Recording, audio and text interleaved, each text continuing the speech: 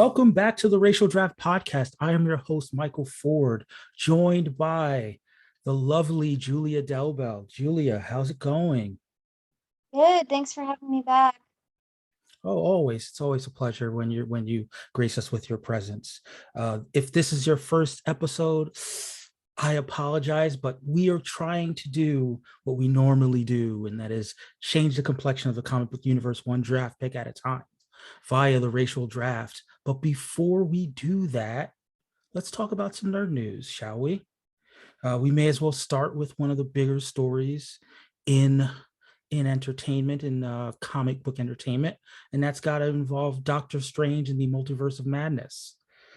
Still winning in the global box office, approaching 700 mil globally. A little bit of a dip, so to speak.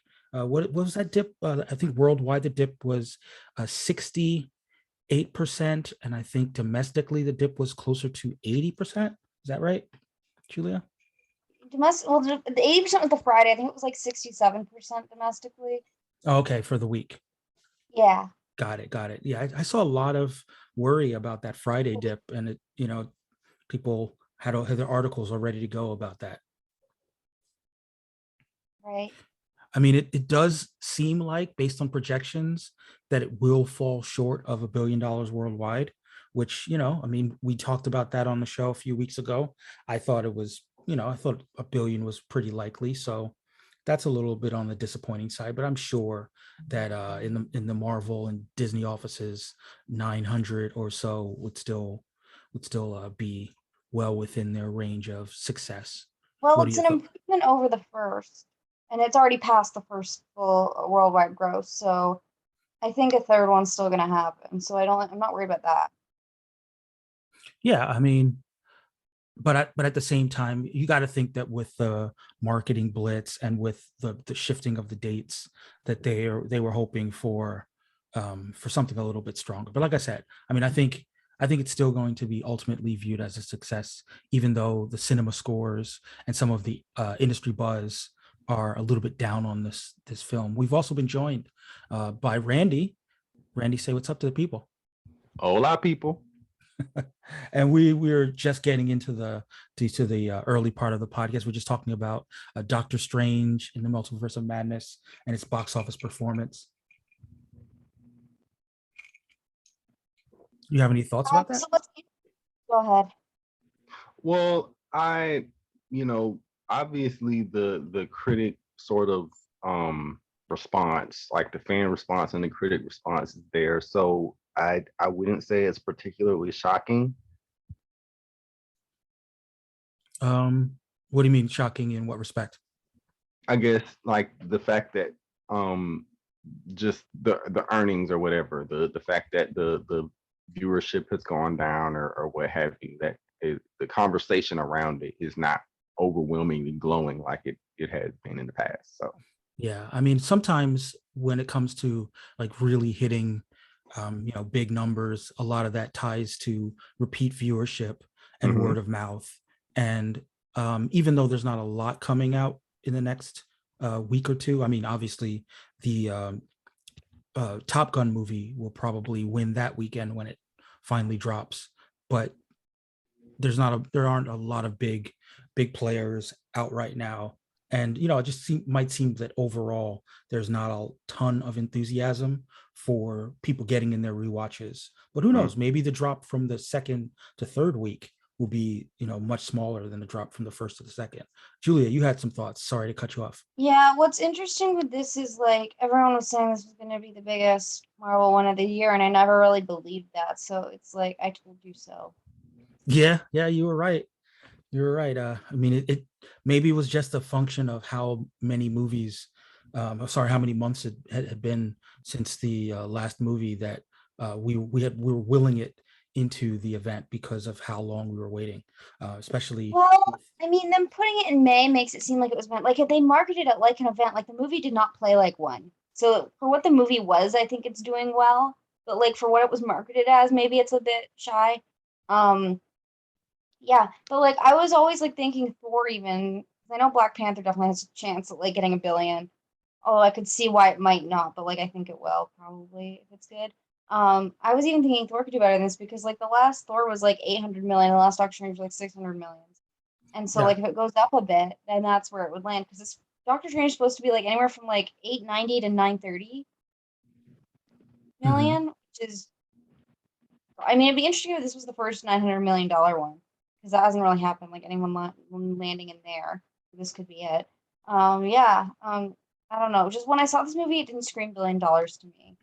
I mean, not everyone that makes it does, because like for example, Captain Marvel didn't either, but like at least that one was like kind of a milestone, so I get why. Like this wasn't that. This wasn't. I don't know. Right. And you know, of course, like we mentioned before, with Captain Marvel, because it was positioned between between Infinity War and Endgame, you know, it was important for the completionists among us to see the movie and get some insight into her role in the upcoming sequel. Yeah, and then there was the whole woman thing, which is what I was referring to. Yeah, Like, that too. that one made a lot of women interested in actually going to see this because like I know a lot of women who weren't watching these and they're like, oh, we finally have a female lead one. Now I'm gonna go see it. Now I'm gonna watch the other ones.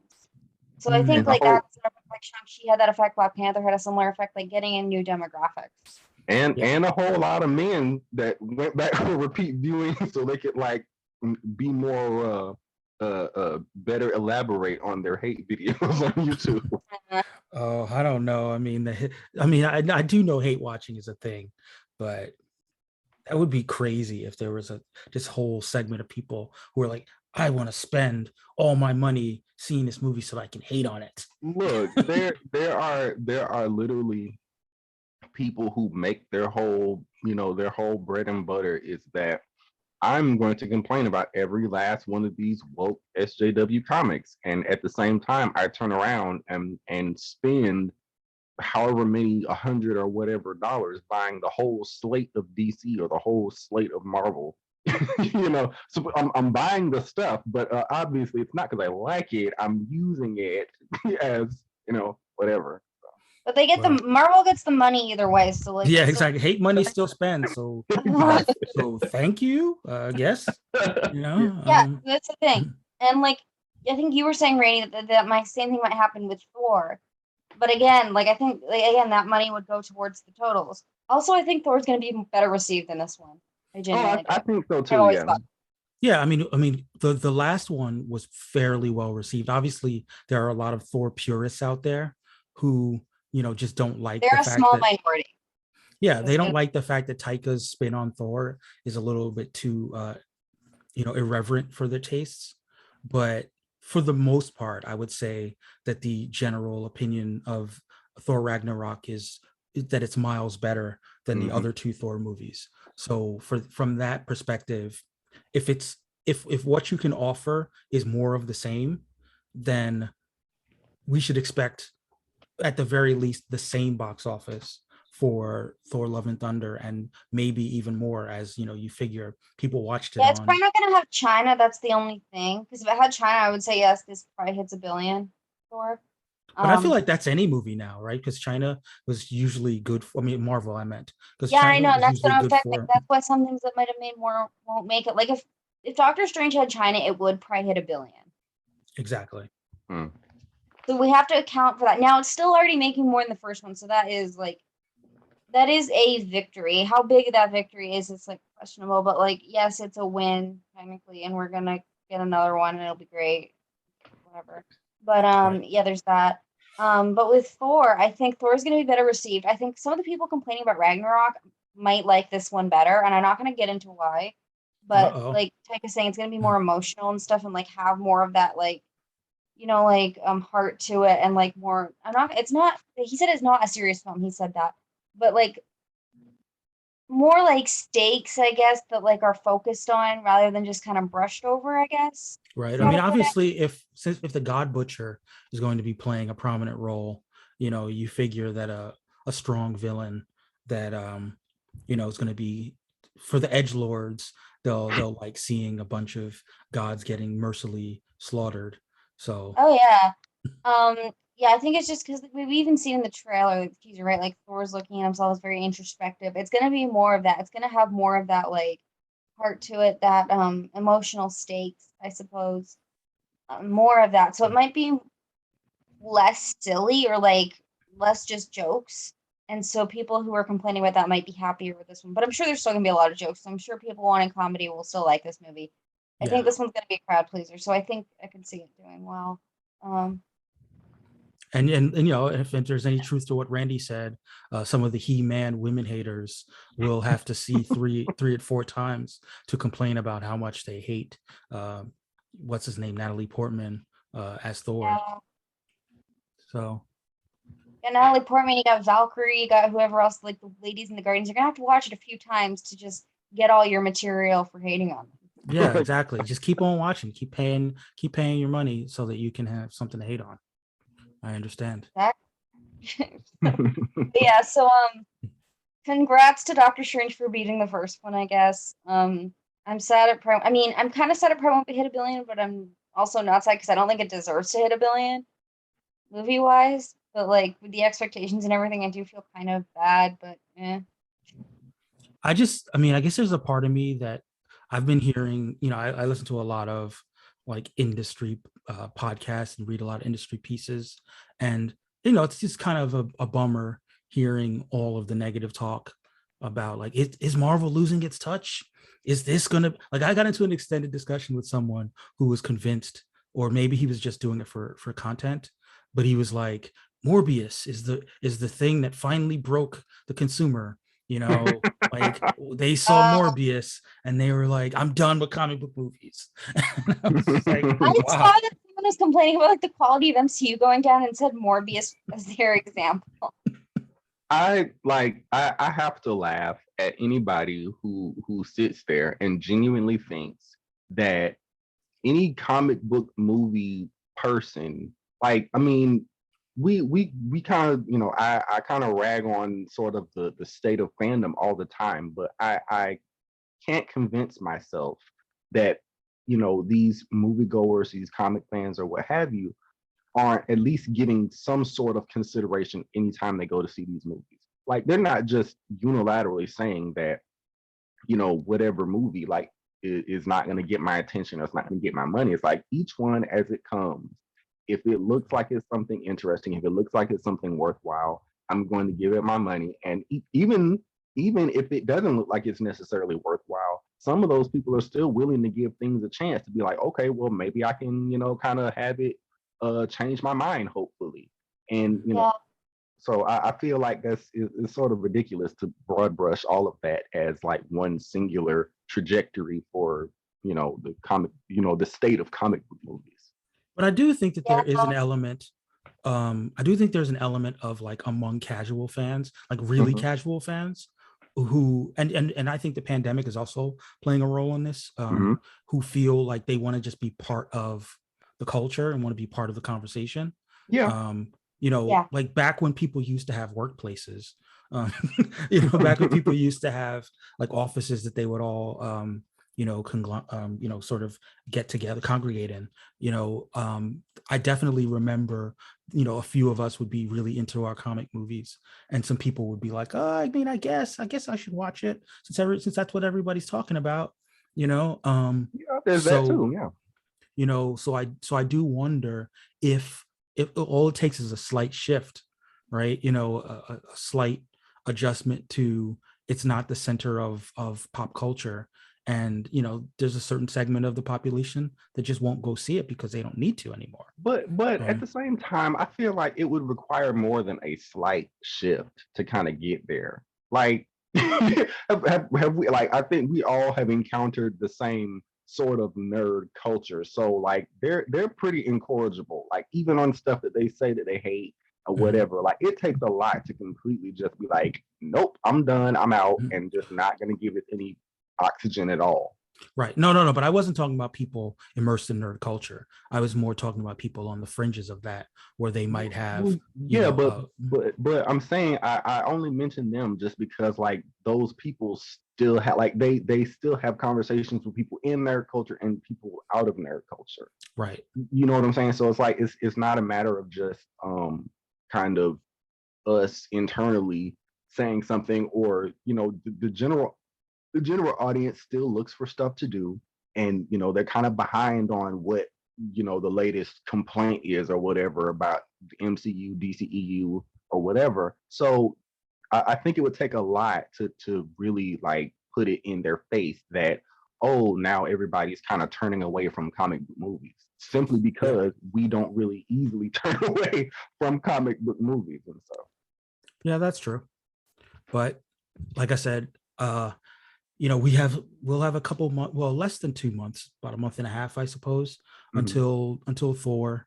Unfortunately, we don't have a big DC movie also to think about in the interim. Yeah. When's the next one? October? Black Adam? Oh, we got Super Pets, but Yeah, Super Pets. Yeah, let's all get hyped for Super Pets. we both have The Rock, I think, right? Yeah, I mean, it's got The Rock, it's got Kevin Hart. It could be fun, but yeah, it might be fun. But I mean, I think the animated ones are judged on a different standard than the live action ones. But yeah, as far as live action is concerned, I think it is Black Adam, right, in the fall. Black Adam, then Shazam. Yeah, so not until October.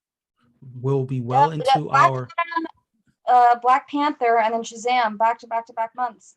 Yeah, we'll be well into our 5th season of the racial draft when we're talking about those movies. But I mean, this is such as the movie industry right now. They're trying to find hits, and I guess it's a good transition as any to another hit that they're hoping will happen, and that is Avatar: The Way of the Water. James Cameron's long-awaited sequel to the either number 1 or number 2 movie of all time, depending on who re-releases last. But 148.6 million views in the first 24 hours, including 23 million from China alone. We just talked about China, so maybe China will show up big for Avatar like they did before. Yeah, they probably will. They'll show up for Avatar and they'll show up for Jurassic, I think. I think those are going to be the top 2 of the year. Even if Avatar doesn't get anywhere near the first gross, I still think it's going to do really well, obviously. Yeah, especially if it's good, Yeah, if it's good, the sky's the limit. But one thing that I am concerned about is that 3D isn't what it used to be in terms of a format for people seeing movies. And the last one leaned super heavy on 3D as creating that immersive experience. So I haven't yet heard about whether you really need to see it in 3D to truly fall in love with this movie. Obviously, we've got over 6 months before it drops, so we'll find out. But we definitely didn't get the trailer in 3D, or at least in my theater. So that remains to be seen as to whether it's going to capture that same energy of immersing the viewer in the Avatar world, or Pandora, right? Pandora.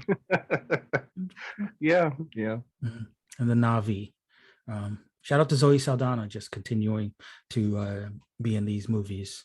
All she needs to do is to get into one of those fast movies before the end, and she'll be, she'll get a piece of almost all the franchises. Or the end. That's cute. Well, I might as well transition into the fast movies, because even though they don't have a director, it doesn't mean they can't keep adding people to the cast. Because who's gonna stop them? Vin Diesel is just trying to acquire all the Pokemons, and he's decided that he's going to add a star of Jack Reacher, former star of Titans, former Aquaman. So that's 2 Aquamen in the Fast franchises. Fast X will have Alan Ritchson. I know you're an Alan Ritchson aficionado, Randy. So what are your thoughts? My thoughts are inappropriate for broadcast, but I'm not a Fast and Furious person, so good luck to him. He's obviously Alan Ritchson is blowing up, doing all kind of new projects and stuff like that. So I'm happy to see his star rise. I'm Good gonna for leave him. that Yeah, alone. I'm not much of a Fast fan either. Those movies, I think, make me dizzy whenever I've seen clips of them. So, I mean, not entirely my thing, but good for him. Hope it goes well. I mean, heard some things, but hope it goes well. Well, one thing that does make me feel positive about Richardson is that he's good enough at playing unlikable. So if he is going to play an antagonist, I think that can work really well for him. So chances are, with so many people in the family, in the Fast and the Furious family, usually the way the formula works is that you start out as an antagonist, you fight Vin Diesel, he beats you up, and then in the next movie, you're part of the team. So I uh, mean, just from hearing about like the reviews of like Jack Reacher, he kind of got sort of the man crush, you know, formula down. Apparently, some guys are like, oh, yeah, I really like him, and you know, not necessarily in like a romance kind of way, but just you know, apparently he hit on something. So good for him. I think we were just happy that Jack Reacher wasn't Tom Cruise anymore. Um, and you know, as a fellow short king, I should have a problem with this, but I'll let it rock because Alan Richardson, you know, he's been in the game for a minute. Hmm. I remember when he was in that Blue Mountain State? Was that the name of the show that he was on? Yes. You know, he's got action chops, he's got comedy chops. You know, he can play good, he can play bad. I'm happy for him. Speaking of blockbusters that are probably a little bit more questionable than Fast, Godzilla versus Kong Part Two. I mean, they couldn't do better than that. Seriously, not like the rematch. The I don't know, whatever. Godzilla Kong Two. Did you guys like Godzilla versus Kong One? I I didn't haven't see seen it. it. I haven't seen it. I didn't either.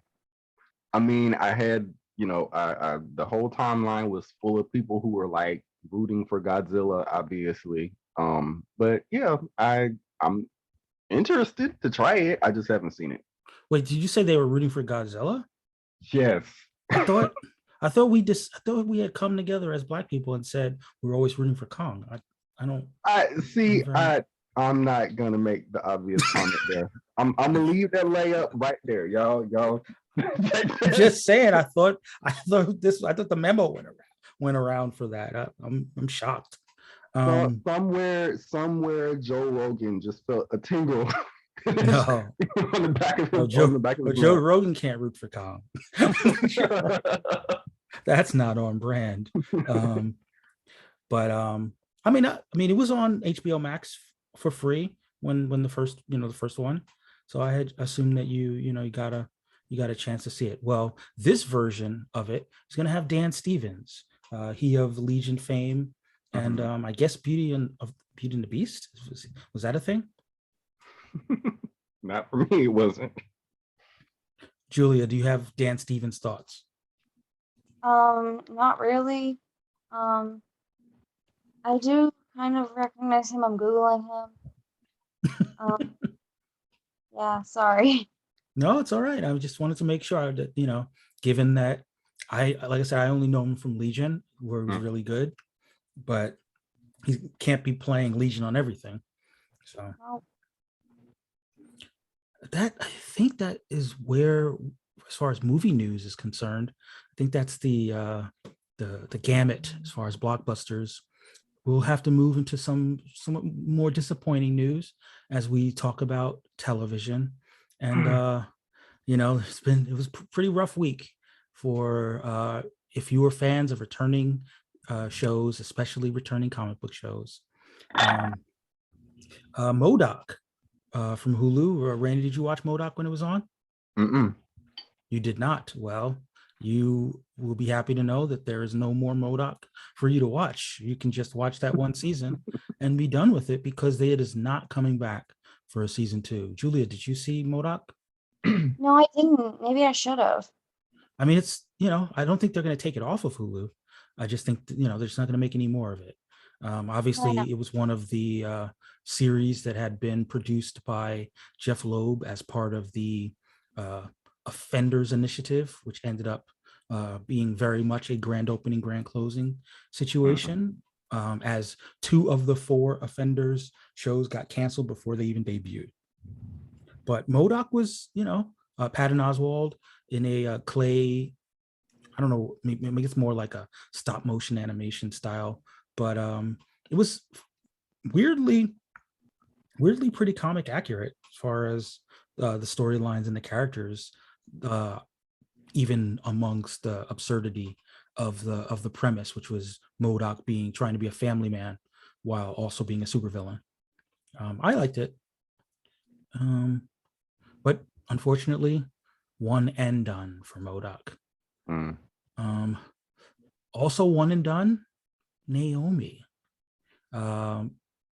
Not returning to the CW for season 2. There was some not concern, but some hope in terms of them continuing to shop the show and hopefully try to get HBO Max to pick it up for season 2. Randy, I know you were a fan of Naomi. What are your thoughts about the cancellation? Yeah, it's really unfortunate that, I don't know. It's just like I have mixed feelings because I obviously I hate to see the show go. I hate to see Naomi go. It's really, like, for me, I enjoyed it, but the quality kind of wasn't there in terms of VFX, in terms of dialogue, and you also kind of have the feeling of just knowing generally that there's a lot of house cleaning being done in terms of other shows being canceled. So just yeah, it just felt like a very unfortunate situation. I didn't really feel like there was too much particular investment by the folks who kind of were behind the scenes helping make the show, even though I did feel like there was effort on the part of the actors and whatnot. So I mean, I guess I sort of felt that because it not being connected to the Arrowverse was was both a gift and a curse, because on one hand it didn't have the interest because of that connectivity of other fans of those other shows needing to tune in, but on the other side of it, as those shows started to fall by the wayside and as it began to become clear that most of those shows, if not all of them, aren't going to make the trip over to HBO Max, that this show being kind of its own thing might create a little bit more hope, because of their potential willingness to have a show that's not connected to anything else, doing its own thing. But like you said, in terms of quality, and in terms of budget and special effects, it may not have been up to par. I mean, I know for me personally, I'm still watching the show, but I'm very many episodes behind. I do plan to finish out the string, but now that I know that it's probably not coming back, I don't feel as compelled. Well, I'm glad I didn't comment on, because I was about to say, like, the script didn't really improve until, I would say, the latter portion of the season. So I'm happy I didn't go into detail about the actual event therein. I mean, one thing about the show that I think was very curious, the book itself that it was based on wasn't a big mega hit, and the turnaround from when the comic came out and when the show came out was pretty short.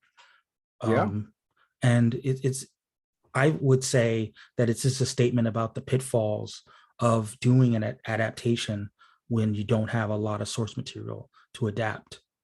I mean, I agree with that, but I also would say that there is potential there to kind of take advantage of the fact that the character is nearly a blank slate.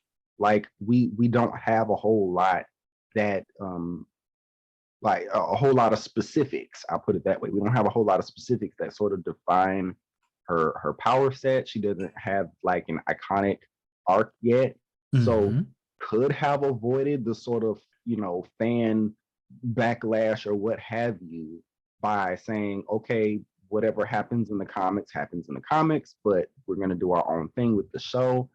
It certainly worked in terms of like how people received Legends of Tomorrow. They didn't try to like, bust down the doors over, oh, you didn't adapt, blah, blah, blah, whatever timeline. So they Yeah, could but to be fair, Legends of Tomorrow also suffered from, even when the show was really good, it was Mhm. consistently one of the lowest rated shows. In part because obviously the first season wasn't very good, but I just think that sometimes when you have a dedicated fan base from the comics, Mhm. they can point to, well, I know this storyline is good. I know this event from the comics is cool, and I'm here for that. When you don't have that, then it really does put it all on the show. Yeah, And but I agree, but at the same time, it's like, I mean, how long have they been trying to do these adaptations? Like in recent years, we've actually gotten, um, show episode titles or movie titles that will say Crisis on Infinite Earths or Infinity War, and it's not going to be a one-to-one perfectly no, created. So no, I mean, but the thing is, those do increase the ratings, right? Those do create the buzz. If you can say, even a show like Black Lightning that didn't have a lot of major connections to anything else on the show, on the network, they still had the ability to introduce characters from the comics who might have fan followings. yeah, And I think it helps. Obviously, if the show was excellent, I mean, right. we saw that with Watchmen, for instance. Mm-hmm. Watchmen was a wholly original storyline that was grew out of a comic that was beloved, and and that was an example of where people were on board for the ride. But that Right. was also an example of where high level creatives and big budgets on a big network were behind the show, and it was more of a prestige show that happened to be a comic show more so than a comic show sort of succeeding in that um, in that genre on its own. Right. Yeah, I agree. And it's just it felt like the support behind the scenes was not really there. Yeah. Even in terms like, the quality of the dialogue and the quality of the VFX aside, didn't I mean, maybe it's just me, but again, I didn't really even feel it in terms of the advertising part Mm-mm. or sort of, at least the show kind of, I don't know, anyway, but yeah, I just didn't feel it. And so as much as I kind of saw it coming, especially when we already had the previous cancellations, it still supremely sucked. Yeah. And shout out to Ava DuVernay. I mean, I Mhm. know she was instrumental in getting this show on television. Um, she did some writing on it, and she executive produced it. And who knows, maybe her clout will give it another shot. But for now, let's pour one out for Naomi. Julia, do you have any thoughts about Naomi before we move Mhm. on? Not really. I guess I'm disappointed that it's canceled because like this is like the second Ava DuVernay DC project that like, well, I mean Naomi got off the ground, but like New Gods got canned, and I'm sad about that. So I want Yeah. to see her. I want to see something she's involved in like really thrive. So Yeah. yeah. And yeah, we might as well talk about the I think of a few weeks back when we talked about the CW potentially being sold, we had broached the topic of them ordering substantially fewer shows, and a lot of those shows being on the brink of cancellation. And this was the other shoe dropping. As let's see if I can uh, get them all: Charmed, Dynasty, Roswell, New Mexico, 4400, Naomi, Legacies, Tom Swift. I'm sorry, no, these shows have not yet to be determined. Legacies, Tom Swift, and Stargirl, but In the Dark has also been canceled. One and Done. Um, what else? Oh yes, um, Batwoman and Legends of Tomorrow, aforementioned Legend of Tomorrow. Did you mention the 4400 I did also? I mention, yeah, think. I did mention the 4400. Mm. So we know that Superman and Lois was picked up for another season, and we know that the Flash was picked up for its final season. Um, uh, Fast Was forward it to confirmed that it's the final season? I don't No, remember. they confirmed that it was like that they would have another season, but I think they're still mulling it over too. or you're talking about the Flash. I mean, Yeah. I think Grant Season Gustin was only I think Grant Gustin was only extended for one more year, so it Yes, would be was. hard. It would be hard to have the Flash without the Flash, but Right.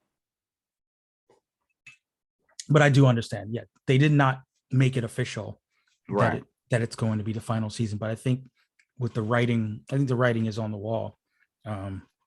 So Yeah, I I mean, mean, nothing feels safe at this point. You know, everything's basically gotten the axe. And so it's not like, oh yeah, Flash, we're gonna hopefully they're gonna take us to our 10th seat. Like, yeah, no, none of this feels safe. yeah. I mean, Stargirl's an interesting case because that is a show that started on DC Universe, was Mhm. brought to CW. Um, I haven't watched the last season. Were there many connections made to the Arrowverse? They introduced their version of Jay Garrick, and that was it. Um, But not the same Jay Garrick, right? I mean, yeah, I'm assuming that it's not the same Jay Garrick, but yeah, I mean, again, even Stargirl, it's entirely possible that her moving from DC Universe over to the CW was like an experimental move. And Mhm. like they're trying to see what works and trying to see what brings in new followers. Um, and seeing that it doesn't necessarily bring them a huge boom, again, that doesn't like nothing feels safe at this point. Genuinely, nothing feels safe except arguably Superman and Lois. Even Superman and Lois. I mean, look, I think that we have sung the praises of that show from a quality Mm-hmm. standpoint, but um, I I still wonder if it has enough to stand on its own on a streaming platform. Um, Right. Yeah, exactly. Everything here, we've kind of gotten used to the idea that that sort of, I mean, I don't know necessarily that I could say authoritatively that it's the CW's bread and butter, but it certainly was like a staple there that you could sort of expect to be there, at least if not the main ones that you know of, then maybe some other things would sort of spin out of it. We had that whole time period where we were kind of like, oh, Green Arrow and the Canaries, and oh, Painkiller coming out of Black Lightning. So, mhm. but now they're just like, nah, we're good, actually. We have Yeah, other things in mind. yeah, and part of that has to do with what we had talked about before, just the economics of how CW operated Mm-hmm. before there was a streaming platform. Before, sorry, two streaming platforms, because we always forget that it's both a Warner and a Paramount property. Mm-hmm. So, there are basically the two parents used to co-produce shows that they could sell to foreign markets. Now that the foreign markets aren't what they used to be, and it's really about providing content for streamers. um if the argument between, should we just produce a show for Paramount Plus outright, or produce a show for HBO Max outright, versus even putting money into Mm-hmm. CW, that generally is not a lot of money anyway. you know Yeah. i I mean, I just think that the economics have shifted, that there may not be the same kind of appetite for a moderately budgeted superhero show made in Vancouver that is going to get about a million linear viewers, and then find its way on Netflix or what have you. Mm. Which is a shame, but Yeah. especially with the new owners. I read something over the week that said that they would be interested in taking over the CW Seed, uh, just to have a streamer. And I don't know if you've ever used CW Seed, Randy, but it's not a top tier streaming platform Yeah, by any I've stretch. used it, and good luck with that. Yeah, but I guess if you don't have, a streaming platform, CWC is better than nothing.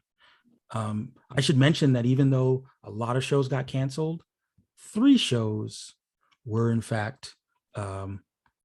Survive the massacre.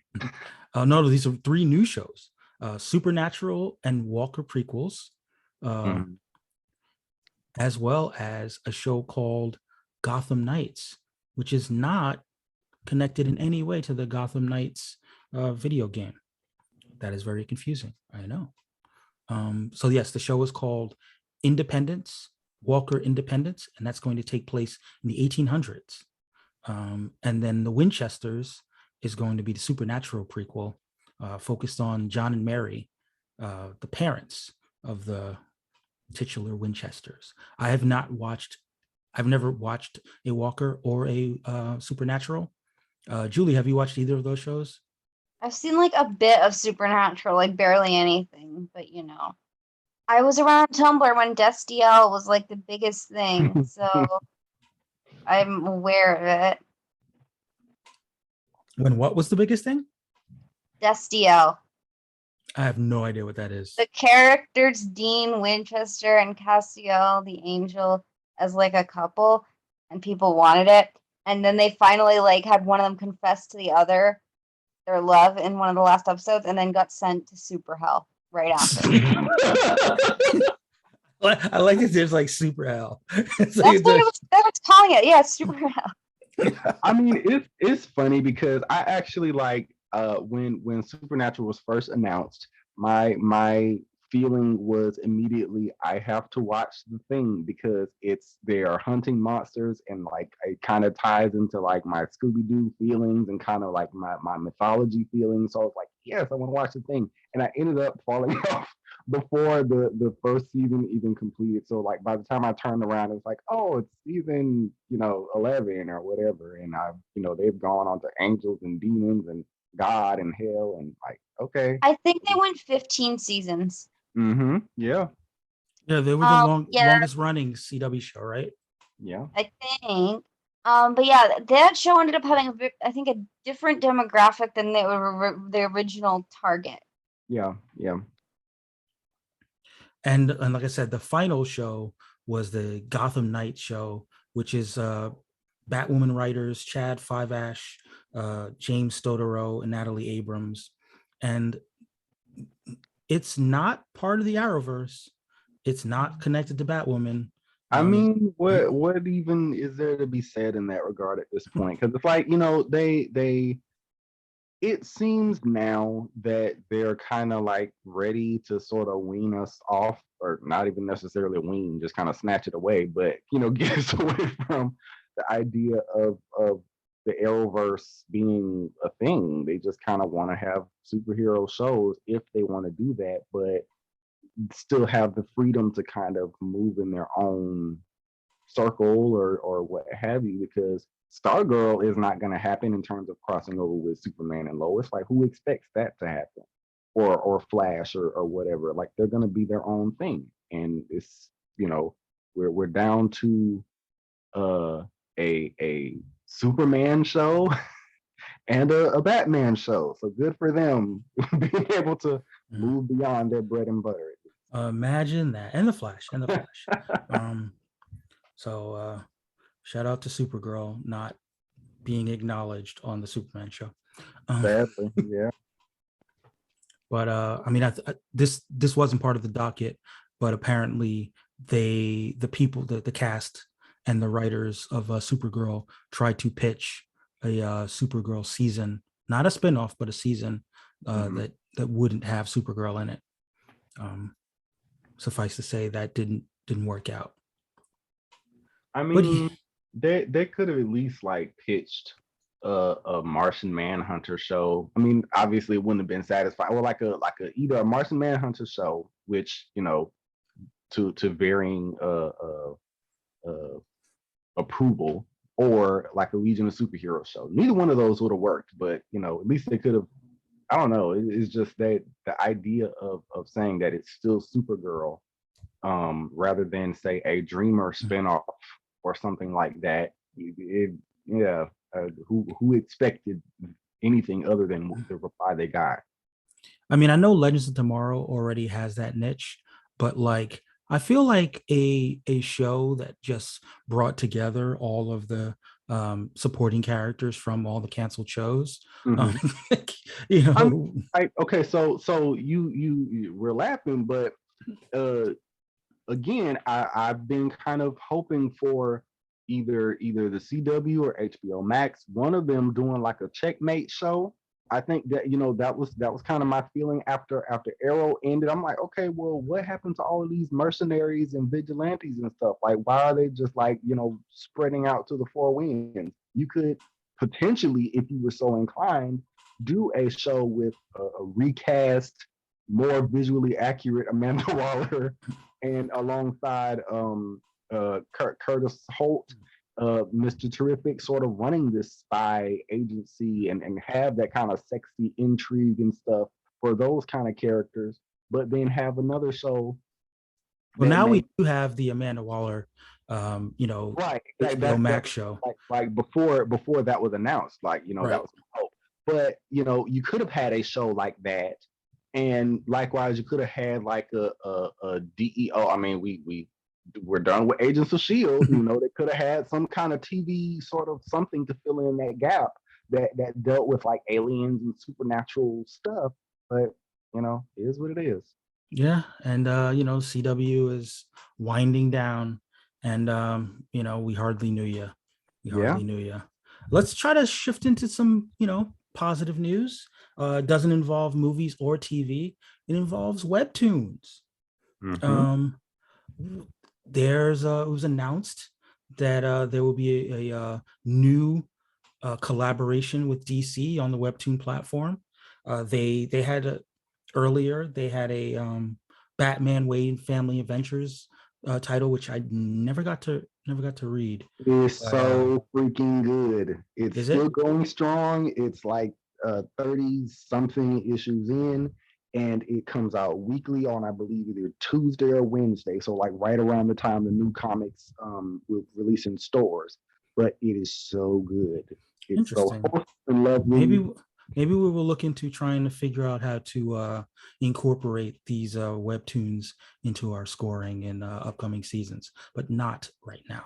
However, the announcement involves a character that you might know named Mari Jaiwe, aka Vixen. Mm-hmm. She's about to get herself a series on Webtoon, Vixen NYC. So were you aware of this, Randy?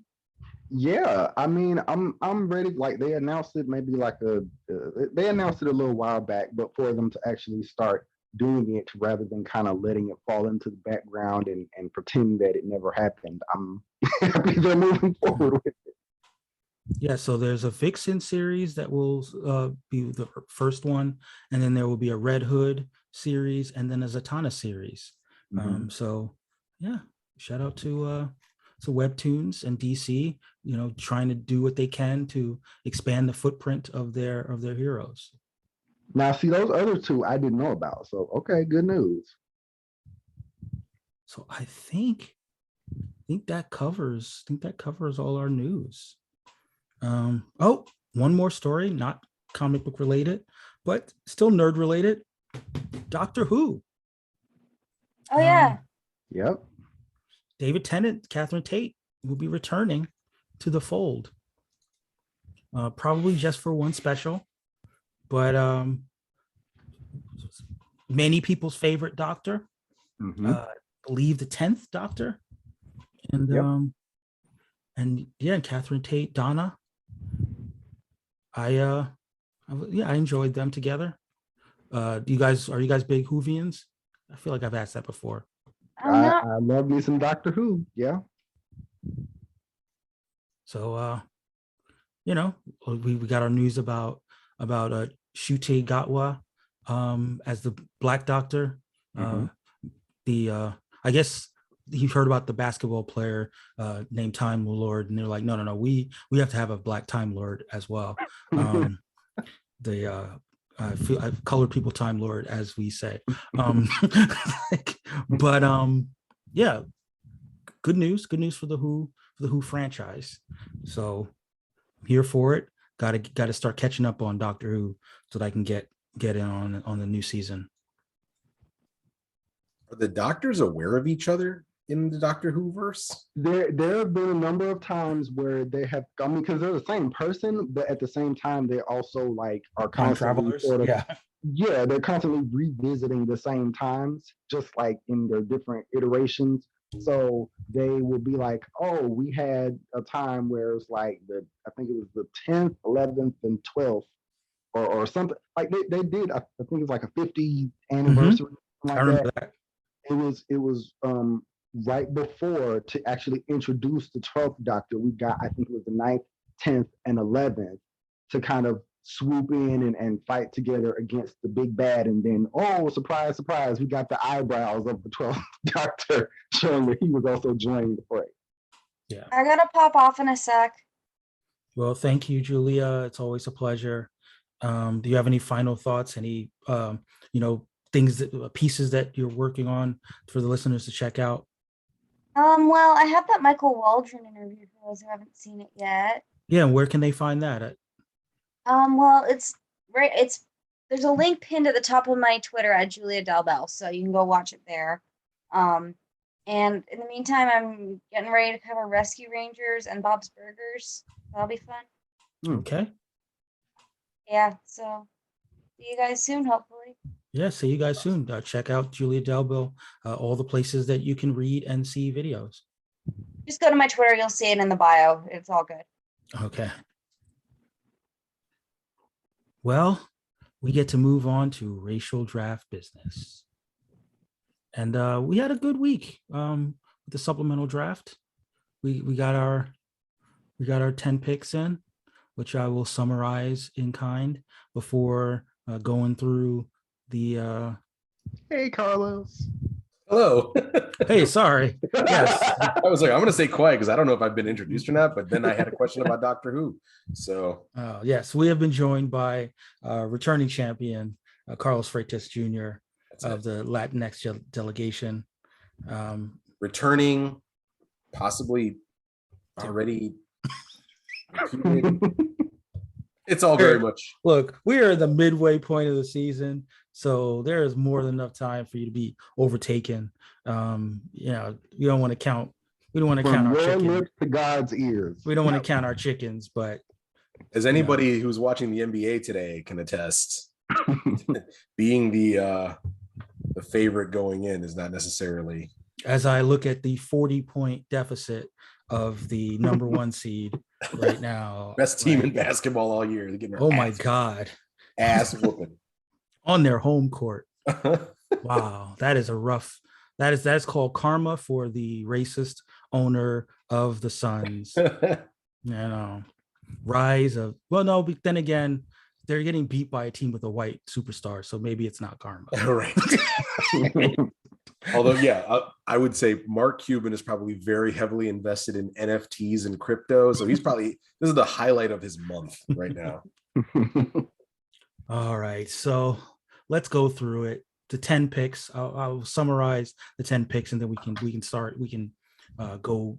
So the Swana Mena delegation drafted Layla El Faouli, the Scarlet Scarab. The Polynesian delegation drafted Ram, the Space Knight. The white delegation drafted Joseph Crusher Hogan. The South Asian delegation drafted Zandra Naramani. The Native American delegation drafted Kareem, aka Red Dagger. More on that later. Multiracial delegation drafted Norman Osborn, the Green Goblin. The black delegation drafted Blacker Bolt. Blackagar Boltagon. That is his full name. Mama named him Blackagar. I'm gonna call him Black. The Southeast Asian delegation drafted Marcus Sun, the Monkey Prince. Again, happy not drafted by the black delegation.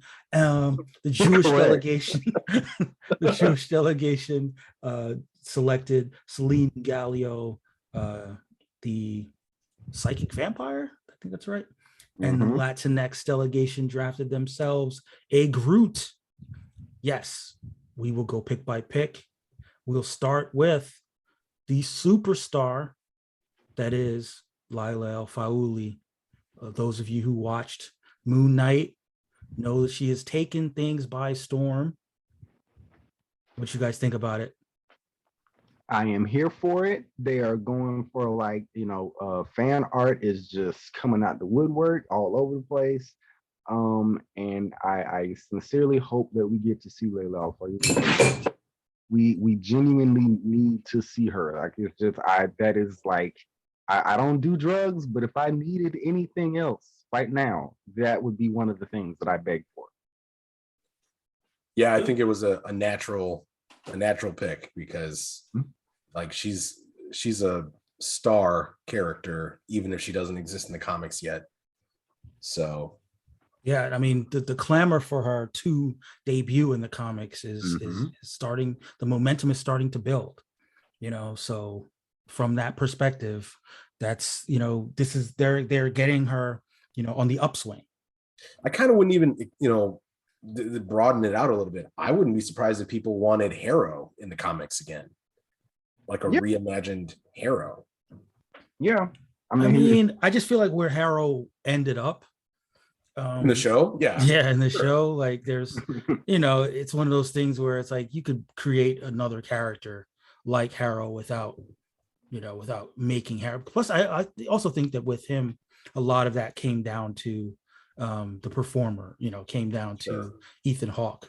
There are more than enough white cult leaders that could be brought into the fray.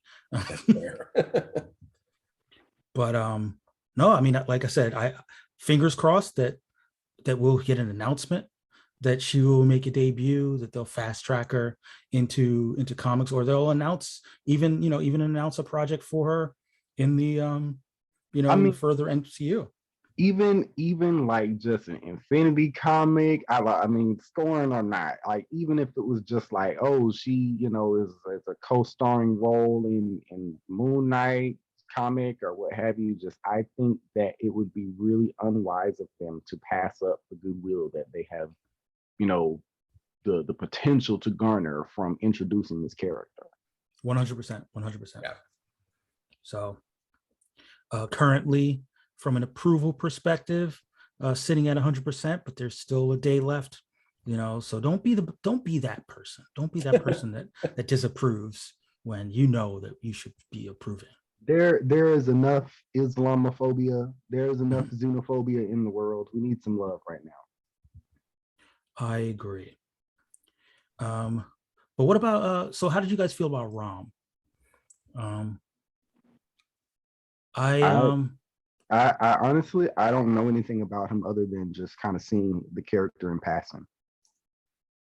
Yeah, I mean, I was a little bit befuddled until I realized that his origin has him be like a person that subjects himself to a process that turns him into a robot space knight. So, obviously he could be Polynesian, at least, he's obviously on an alien planet, but he could be an alien planet of Polynesians. So, it works. Obviously, as we always say from the Tamati of the Polynesian delegation, when can we get a backstory? When can we get these? We were desperate for these cultural elements, to find out, what it means. What does Rom the Space Knight mean? Polynesian Rom mean to you? Right. Yeah. Because it doesn't mean anything to me. I'm not gonna lie. Yeah. So currently sitting at 100% approval rating. But we'll see how it shakes out. White delegation did their white delegation thing, which was stay in the realm of pro wrestling. Crusher Hogan, not Bonesaw McGraw. Not Bonesaw. Not Bonesaw. But pro wrestler, fought Spider-Man. I think somewhere down the line he got superpowers and fought him again. Over 2 against Spider-Man. But You see why they named him Bonesaw in the movie, right? Like, couldn't be Hogan. I think it's ironic that they got Macho Man to play a guy that was originally named Hogan. Yeah. But yeah, both a Crusher and a Hogan. You can't really get more generic of pro wrestling names. But yeah, Bonesaw McGraw, more iconic, I think, than Crusher Hogan, in my opinion. But in any event, still white, and I don't mind. I mean, we're still licking our wounds from White El Muerto, aka Antonio Banderas.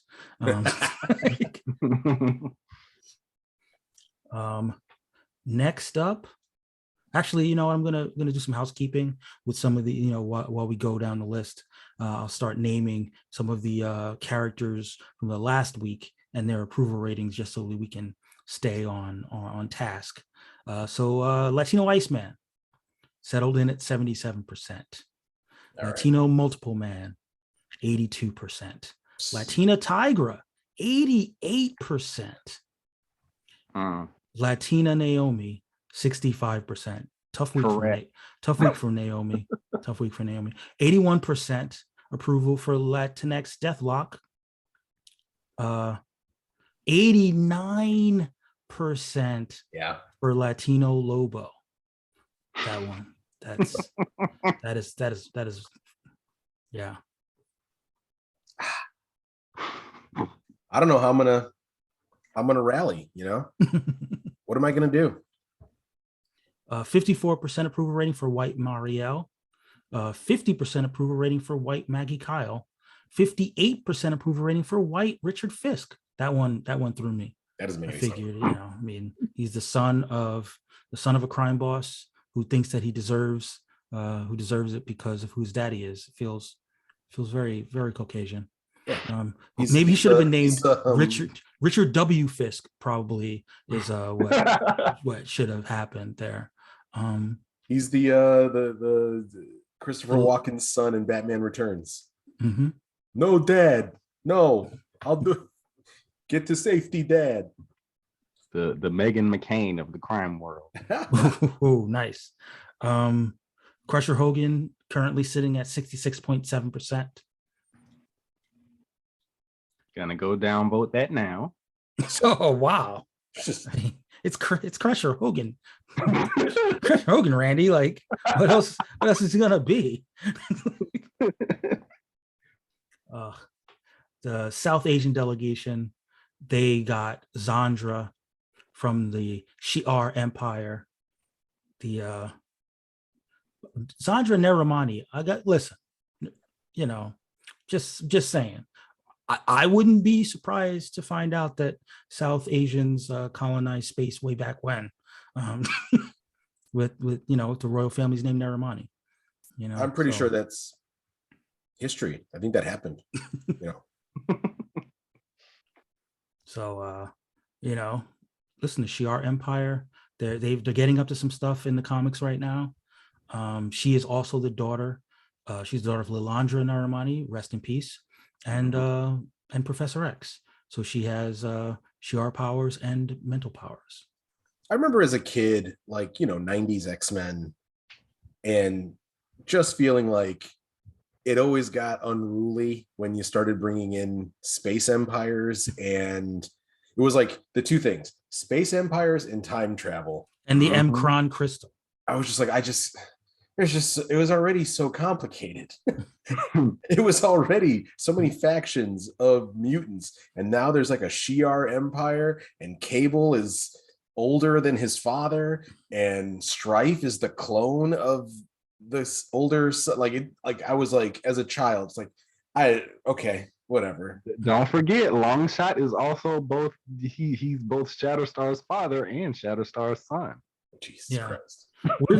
Weirdly enough, the Pauline delegation did not do the family chaining there. That I mean, it feels like an oversight. Yeah, exactly. But yeah, I mean, I I definitely remember thinking it was convoluted, but I was also like, you know, a little bit older, teenager, and seeing like, all right, how far are they going to take this? I know how far, I know how deep the rabbit hole goes in the comics. Like, are they doing this on a Saturday morning cartoon?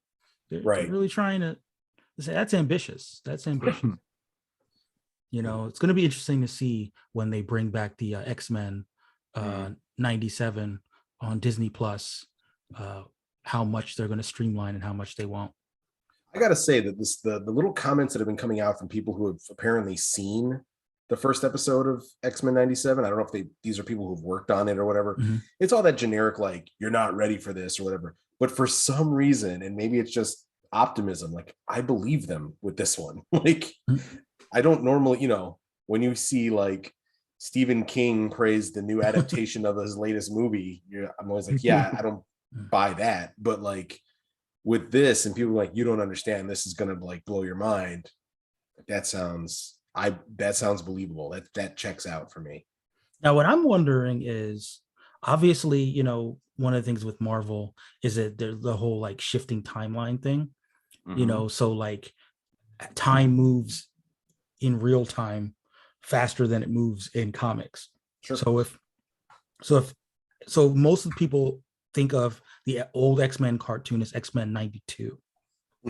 If this is X-Men 97, is it 5 years later in the universe, or is it like where we were in 97 as X-Men fans? You know what I mean? Like, is it 97 storylines, or is it where the logical progression of those storylines would be in 5 years? Like, almost like, you know, how Young Justice does a time jump, and then the characters are where they logically would be in 3 or 4 years. I'm not even gonna lie, like, I couldn't even tell you, and I watched that show religiously, X-Men 92. I don't remember the storylines. Like, I remember one time the mansion was destroyed in Gambit. One time? Well, I remember specifically like one gag where like Wolverine said something flippant to Gambit, and Gambit like charged a brick and like someone stopped him. But like honestly, I don't remember like long form storytelling on that show, except for like Beast was in jail and then for like 2 episodes he wasn't. But I really don't remember like the through lines of like, it wasn't telling one story. Like, I don't know. No, it wasn't. I mean, but they did have arcs. I mean, they had a Cable arc, like you said. They had a Dark Phoenix arc. Yeah, it seemed like little 3 episode storylines. And they tried to bring in as many X-Men as they could, even if they had that sort of like core team. Like, obviously there was Morph. But no, so because that's the thing. Like, they could, if they wanted to, they could just blow out the entire X-Men mythos.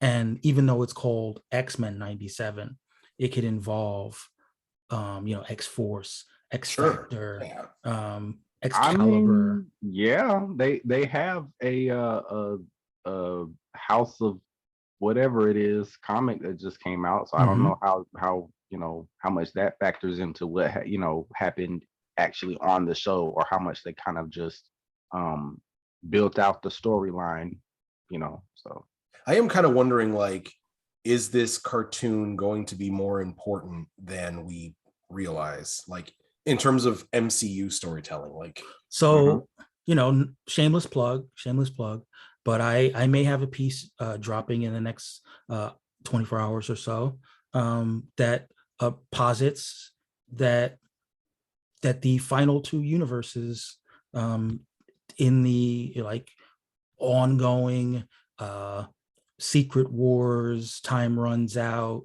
incursions, end of all things storyline will come down to our MCU 616 and the X-Men universe. That if they do a couple seasons of the show, sort of reboot the franchise and get us right back in the realm of loving the X-Men like we did before, that when they when there's an incursion in that animated universe and there's an incursion in the live action universe, they'll cast some live action people to play those animated roles and do a big event that is X-Men versus Avengers or whoever else, you know, Yeah. and I like and make all the money,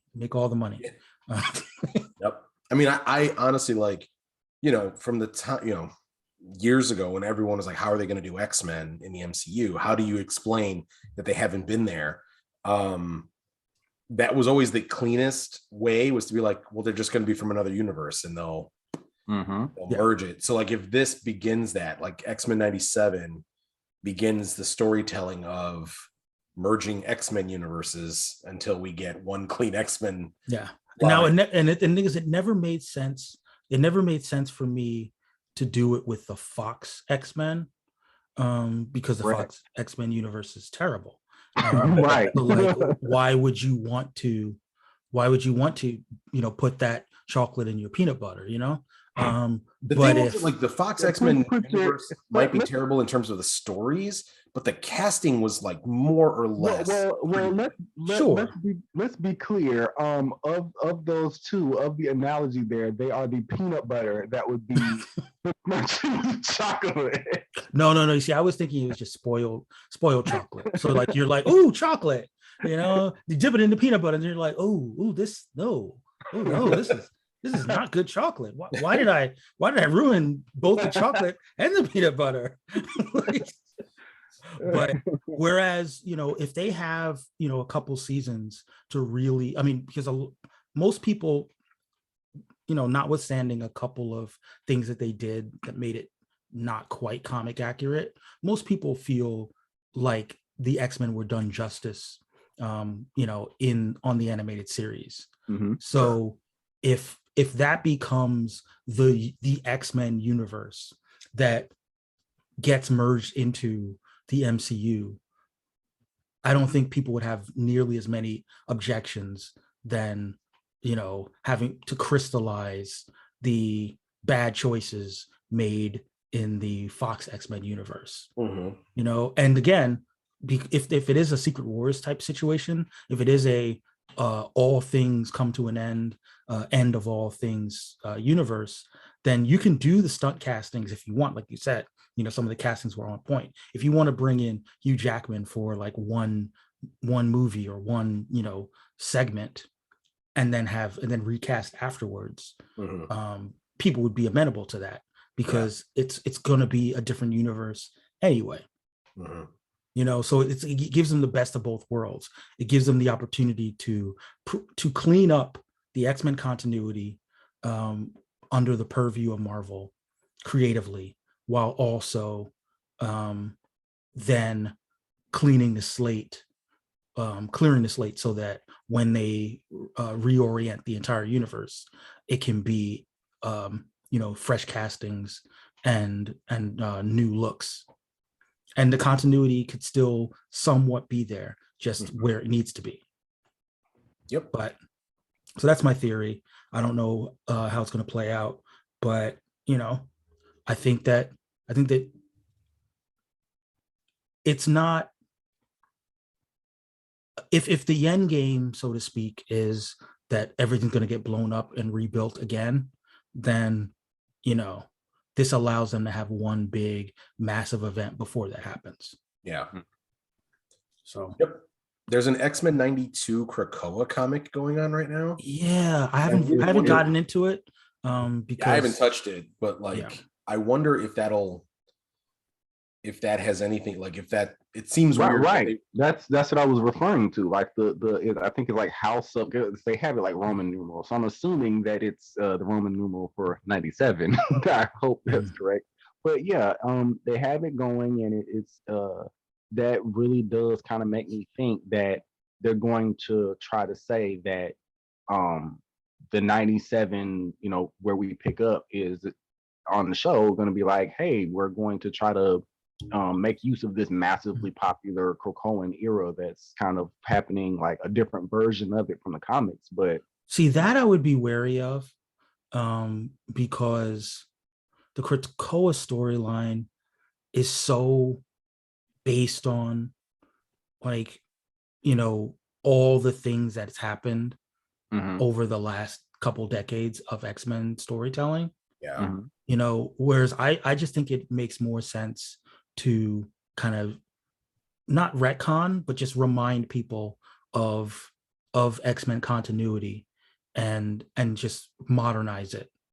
Well, I mean, I'm Streamline. I'm I'm not saying that I'm particularly in favor of it like out the gate, but that it would be I guess it wouldn't be far-fetched to kind of assume that that will at least be something that they build toward, even if it's not where they start and when we see them introduced in the MCU.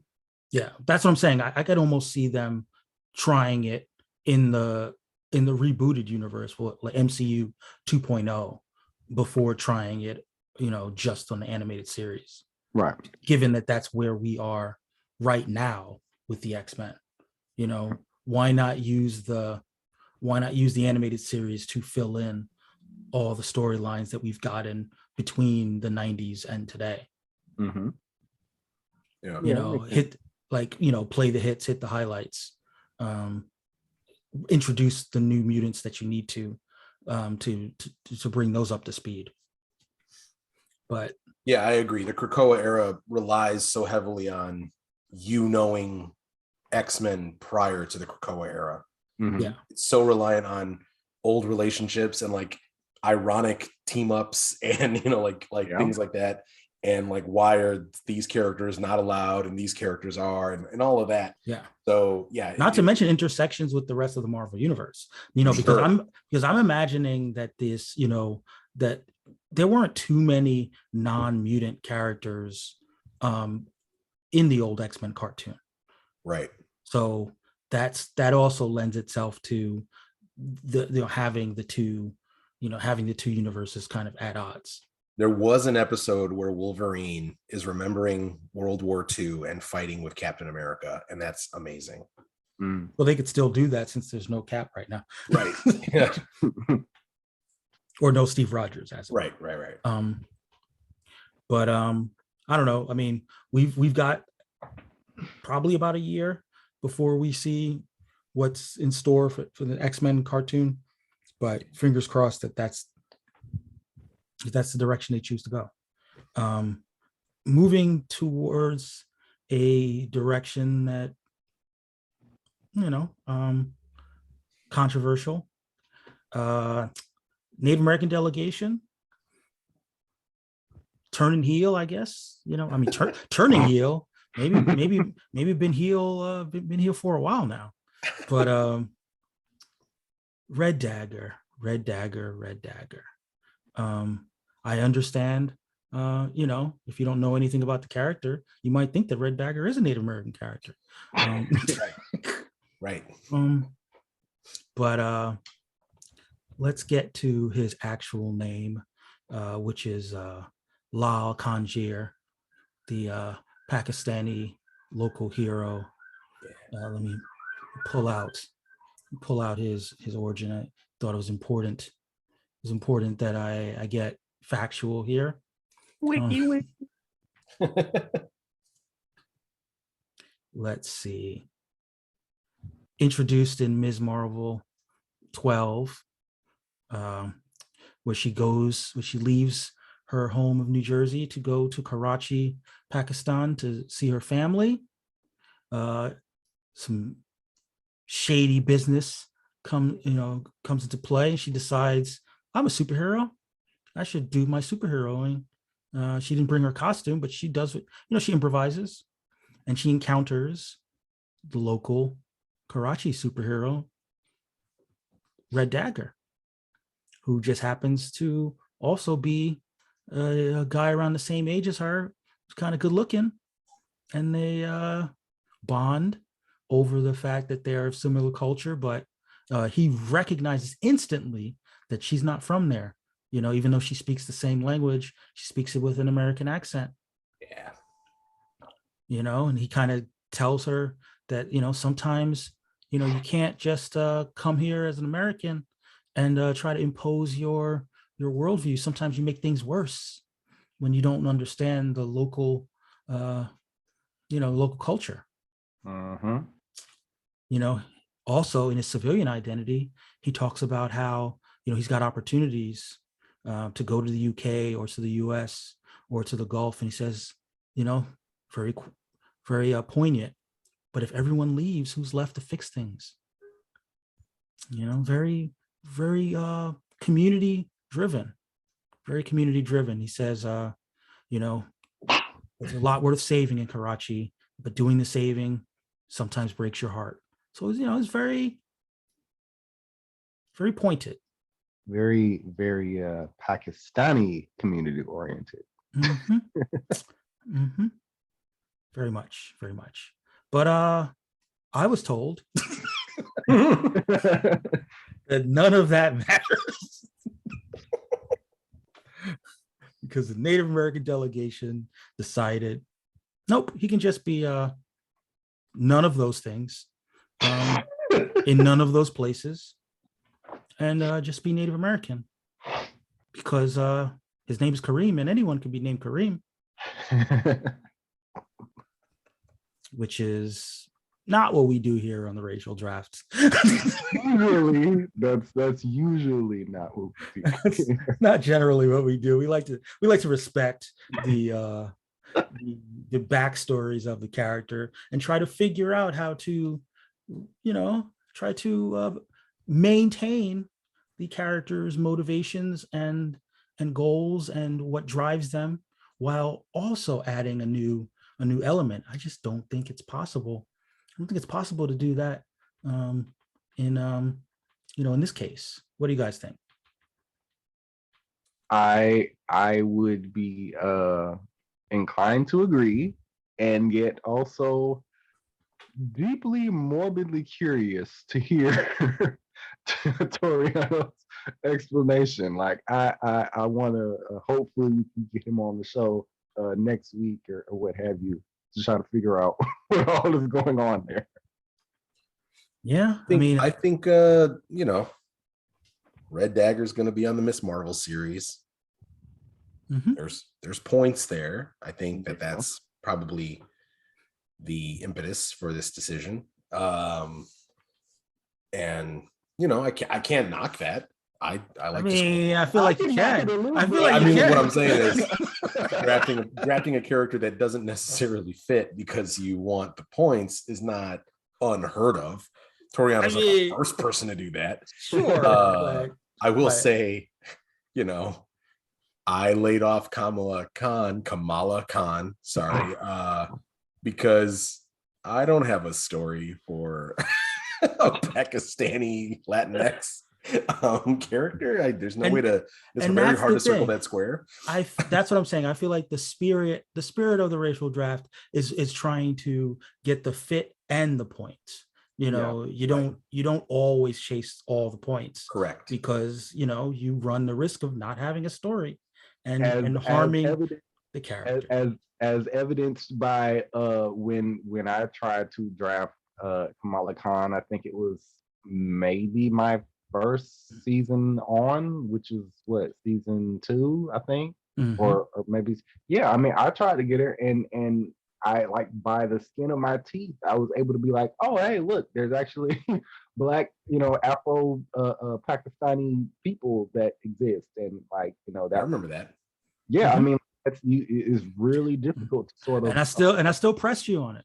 That too. Right. That's what I'm saying. You still want to have some understanding of what that entails, like not just saying that, oh yeah, we're gonna get whoever, and I'm not particularly mad at the calculus there, because obviously points, but you should at least kind of understand that the criticism is going to come your way, and rightfully so. And so what is your preparation? What is your reasoning for that? Right. As opposed to me just snatching up the whites. I mean, there's not really a whole heck of a lot that I have to try to adjust there, because they sort of is treated as default. But if I go looking for oh, this character is Inuk or this character is Arab. Now I have to try to figure out, you know, how do I fit in there, or is it possible that I can fit in Yeah, and it kind of puts it puts the fans, I suppose, in an awkward position there? Mm-hmm. because it's like you're choosing one kind of representation over another. Right. And Yeah. it's like, it's like, well, this was some really good South Asian Pakistani representation, but it's like to be replaced by like, Yeah, as the Right. kids say, as the kids in the streets say, the fellow youth that I'm young with, just make it make sense. That's all. Just make it make sense. If you can make it make sense, then The math has to be mathing. That's what it is. exactly. I also, we heard from, let me get the name correct. I'm sorry. This is important. Fatima Naqvi, Fatima Naqvi, a Ms. Marvel writer, not writer of, sorry, a writer about Miss Marvel, not a writer of Miss Marvel. Okay. Wow, buried the lead here. She wrote a piece a while back, actually about Red Dagger, the character, and his importance, because I don't know if you guys knew this, but the actor who is being cast to play Red Dagger is actually of mixed ancestry. Right. And I just looked it up. Yeah. And, and there were some concerns about colorism with regard to him. So I'll kind of get into it a little bit without reading the entirety of the piece. But in the comics, sorry, let me get there. Aramis Knight, the actor, hopefully he does a good job, but he is an American of Pakistani, Indian, and European descent. In the comics, Kareem is a Pakistani national who protects the city of Karachi under his vigilante identity, Lal Khanjir, or Red Dagger in English. Kamal meets him when visited her extended family abroad in Ms. Marvel, issue 12. We talked about that. Within 22 pages, Kareem challenges Kamal's perspective and the status quo of the mainstream American superhero genre in a very important way. In the age of Iron Man flying into foreign countries to fix the problems he caused by firing missiles at them, Lal Khanjir proposes that American superheroes don't always know what's best for the rest of the world. As a kind of charismatic love interest to Kareem subverts stereotypes about South Asian men, who are usually either portrayed as emasculated IT nerds, think Raj from The Big Bang Theory, or patriarchal extremists who abuse the women in their lives. Prior to Kareem's introduction in the comics, Ms. Marvel came under fire for perpetuating the latter stereotype with the character of Kamran, a Pakistani-American metahuman who kidnaps and attempts to emotionally manipulate Kamal into joining his superpowered extremist group. Kamran and Kareem are the only two Desi boys who appears to Kamala in the comics, and they're both her love interests. Introducing both characters in the same season could have helped mitigate the stereotypes perpetuated by Kamran. That is, if more thought was put into their casting. Rish Shah, a British Asian actor, is confirmed to be playing Kamran in the show. In comparison, the Shah Knight being is much lighter skinned. These two castings feel like continuation of the stereotype, as in, sorry, I'm going to paraphrase now, because Knight is light skinned and Shah is darker skinned. So even then, with the criticisms, there's the discussion of how these characters are meant to represent a South Asian male culture, and these critiques of how they're depicted in pop culture. So very important, and there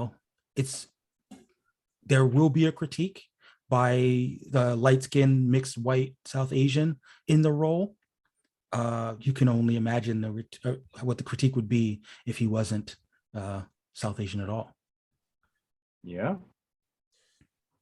I mean, what else is there really to say? Yeah. I mean, there is a conversation that we constantly have to revisit about the LP, or lightest possible casting, that is done for these, and and kind of washing away just different aspects of who the characters are. They also had a complaint about how one of the characters wore her hijab in kind of sort of Americanized, sort of stylized ways, as opposed to something more straightforward to the culture. And so yeah, it really does matter, especially given the fact that we don't get a whole lot of positive representation of their, you know, different ethnic backgrounds. Just in general, we don't get a whole lot of positive representation of that. So to have it be the limited stuff that we get is also now being inaccurate is you know, definitely adding insult to injury there. Yeah, for sure. So, you know, like obviously, I, you know, as a reader of the Ms. Marvel book, I'm happy. I mean, I think so. Recently, I think the Red Dagger has come to New Jersey, so he can play like even more of an ongoing role in the books. One would imagine that.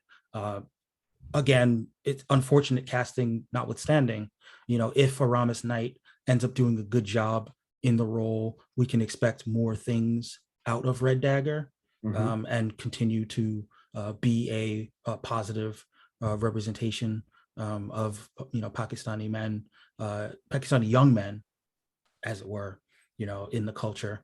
And you know, like I said, this is what our challenge system is about, you know, asking ourselves a question as to whether this particular change, you know, is adverse to the character or not. So we will find out. I mean, we'll definitely give Toriano an opportunity to have a rebuttal. So we may extend the challenge period so that Toriano can get his rebuttal in. But, you know, I feel like the case has been made. But listeners, you know, make your voice known if you agree or disagree about. I might be mistaken. Especially if you disagree. I might be mistaken, but I think I recall there being a colorism conversation around the casting of Miss Marvel herself. Yeah. That was a thing as well. A lot of the brown folks that we've gotten in the MCU and well, just in comic media and media generally have been just toward the lighter possible possibilities there. We just were talking online today about back again with New Mutants, Sunspot and Dr. Cecilia Reyes were both cast with like really super light brown. You know, they're brown, but like just enough brown that it's attainable by a white person with a good tan.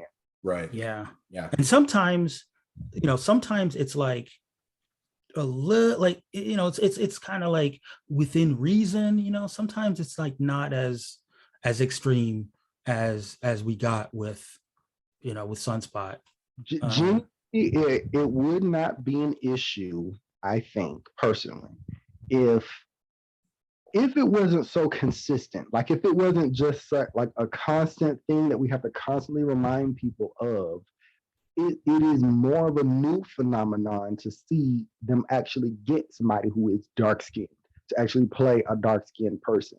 We were talking a couple of weeks ago about the Generation X one and done kind of pilot thing with Monet St. Croix. I saw that girl in that picture. I looked her up, Amaryllis. I looked her up, and she's like very much on the lightest kind of possible end of the melanin spectrum without literally being a Caucasian. And it's like we've had that issue not just with the casting, but with the comic portrayals too. Yeah. So yeah, it's gonna constantly come up just because, you know, I mean, anytime we kind of bring it up, people try to play it down and pretend like we're just kind of whining and we should be grateful that the Negroes even were allowed in the door in the first place. Right. Yeah. But, yeah, I think that there's like, you know, not to derail this conversation entirely, although we're pretty far, but you know, it is interesting, and I think people need to kind of realize like the MCU has, I mean, Black Panther almost had a British accent. Mhm. It took Chadwick being like, he wouldn't have a British accent. Yeah. Like, you know what I'm saying? Like, it's like we've come close to like it being way off. Black Panther almost had a British accent, and before him, Wesley Snipes was almost passed over for a white man to play Blade. Like, Yeah. good But yeah, God. but T'Challa having a British accent, like, is a crazy what if situation, right? Because Well, it would have how else would you convey that he had a high intellect, Michael? Well, that was the whole thing, Sure. right? It's like he's been educated in the best schools. Make Like, sure that we conveyed to the audience that he was educated. He was educated abroad, and we want to make sure that everybody knows that. right. Yeah, and those are the kinds of sort of like, subtle anti-blackness and subtle white supremacy that like make its way, like insinuates its way into all of the subconscious casting decisions. yeah. And and colorism is a part of that. I mean, look, I'm rooting for Ms. Marvel series and I'm rooting for Aman Vellani, but like, I'm also taking those criticisms to heart, because we have to if we're going to sort of advance the discourse. Even I mean, listen, we've danced around the America Chavez of it all, but like but when we set the bar too low, we allow them to give us the barest minimum. Mhm. And we shouldn't be happy with the crumbs. Right. Yeah. Especially at this point. Like when everyone, when there's just billions of dollars being made, like really whatever product they throw out there, it's gonna make money. Well, I'll take it a step further. When we have seen them get it right. Yes. I mean, it would be one thing if we thought that they just lucked into it. If they were like, oh no, I mean, how do we do this? Like we see them exercise the care. We see them bring in the creatives who have the vision, and we see, them listen to when the fans, say that they're not always on point, and they try to fix it. Like all of those things are why we shouldn't be quiet when they're not on point, because they're willing. Go ahead, Randy. Sorry. I just was about to say, and on top of that, like not only are we doing it sort of in the vacuum of us wanting to see the representation, but we have to speak up against the folks who think that the bare minimum crumbs we got now are like a mile too far. Sure. we have to try to combat those voices as well, and hopefully be louder and more persuasive / influential than those people who are like, what? Black people starring in the star? What? They're just like, their mind glitches at the idea of someone other than a straight white male being the star. And so, it's all the more the urgency of we're seeing in the news that anytime we are quiet or just sitting back or kind of not getting involved in the process, how many basically what horrible steps can be taken in terms of moving things backward from what little we have now. Mm-hmm. So I mean, it's kind of fitting. Like we talked about, Scarlet Scarab earlier when we talked about that first pick, and how representation matters, right? There was an Egyptian Egyptian director who thought it was really important to represent an Egyptian heroine, and we got a character that's taken the world by storm. Yeah. I just picture like the personification of that character, like just like shooting from the 3-point line while looking at Wonder Woman in the crowd. And it's just going in, just being like, that's how you see what I did there? See how when I saved the 2 Muslim kids, it didn't seem like completely patronizing and gross. Yeah. All of those things. Yeah, all of those things. So yeah, so let's moving from one South Asian to another, or one besieged South Asian to a racially drafted South Asian. The family chained Richards children, Hmm. Franklin Richards, who can manipulate reality. Hopefully, Mm-hmm. and I was going to make some inappropriate joke, but I'll leave. And Valeria Richards, one of the smartest children in the world, South Asian, 71 and 67% approval rating, respectively. So, not loved by the people, not Mhm. loved by the people. 75% approval rating for multiracial Luke Cage or Luke Beige. 78% approval rating for white L'Oreal, which I kind of get. I mean, she's blue in the comics. 88% approval rating for South Asian Jerry Drew, Jessica Drew's child. Could not hit that 90% threshold. Also, the Norman Osborn multiracial delegation. I mean, the waves to me, like that's enough to make them multiracial in my book. Mhm. Like, the John Carlo Exposito of it all is just icing on the cake. But I mean, any you guys have any problems with multiracial Norman Osborn? The waves just they say it all. Have you seen the latest episode of Atlanta? The latest episode? Yeah. Yes. I believe it's called Rich Wigga, Poor Wigga. Yes. Yeah. That is our Norman. I mean our Harry Osborn. Our Harry Osborn. Exactly. He's Russian nose waves. Yeah. So that's the Osborn family. They could be somewhat white passing if we want to keep it real, but the nose should give it away, like he said. And Giancarlo Esposito, he's the incarnation of racial ambiguity. For sure. Yeah. Let's see. South Asian. What was his name? Cyborg Superman. That is Kara Zor-El's father. It's not the original Cyborg Superman, the new Cyborg Superman. Only 67% approval rating for that, so didn't hit the threshold. Moving on, Black or Bolt? Correct. Openly Black Bolt, excessively Black Bolt. Unapologetically Black Bolt. What? Nah, yeah. He is currently sitting at 84.6% approval rating. So, if you agree with, if you're not anti-Black Bolt, so go ahead and vote that boy up. I'm just mad I didn't get to draft him later. Blackagar Boltagon. Come on. Yeah. He could be Afro-Latino, definitely. Yeah. Blackagar Boltagon. And the Chicago White Sox are calling in their left-handed reliever, Blackagar Boltagon.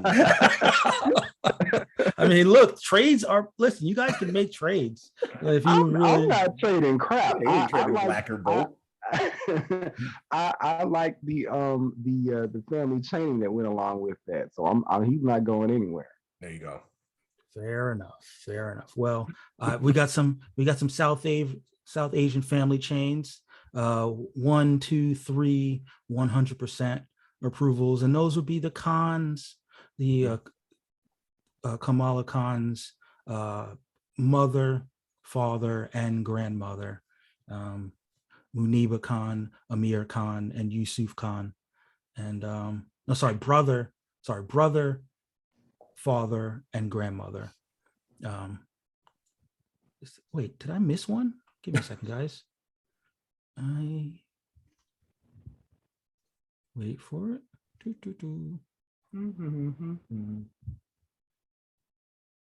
Yusuf Khan, Muniba Khan. Weirdly enough, no mom. Oh. So brother, father, and grandmother. The Khans. Well, Go ahead and put those bonus points in, people. Week 13. I like the idea of, using the supplemental draft to kind of recognize defensive picks, Mm-hmm. even if, they're obviously you could draft any character, but this is the time to get and here's my favorite South Asian character. Yeah, for sure. Except when you're Native American. Uh-oh. Can you guys vamp a little longer? It looks like I screwed up a little bit. I kind of have been trying to be more thoughtful in terms of not necessarily just considering characters for the family chaining, but it hadn't been really much in my consideration until just recently.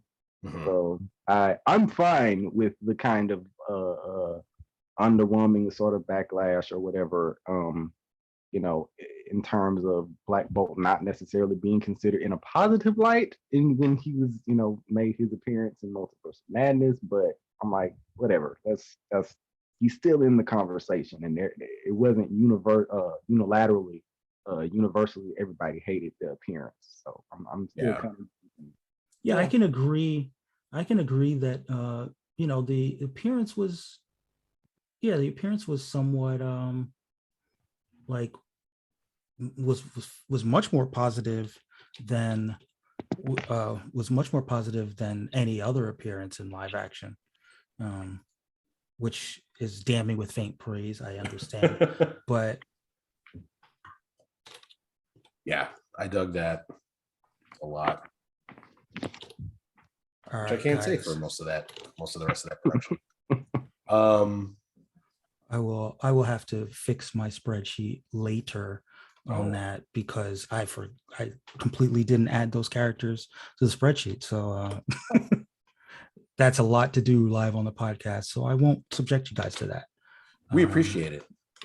And the listeners hopefully do as well. I'd imagine. This will be where you put in the ad. Hey guys, Yeah. Mike Ford here. You ever want to start your own podcast? Yeah, I think there are so many little in terms of haven't had many appearances in history, but I really hope, for instance, that I believe it would be the South Asian delegation gets Amulet. Mm-hmm. Right? That's South Asian, right? Yeah. Yeah. Or are they No, I think it's Swana. Yeah. I think he might be Lebanese. Yeah. I'm trying to remember now. Yeah. Whatever delegation is what I'm saying. Whatever delegation. This is exactly why it won't be Latinx, because I don't even know which mythology it's. Yeah. I remember his introduction, but I've only read all of one thing with him, and that was when he teamed up with Miles Morales. Yes, so. And that's what I read, and I was like, "This is a TV show. Why isn't this already It was a TV show on the CW called Reaper, and it's just Reaper, but with superheroes. Yeah. So,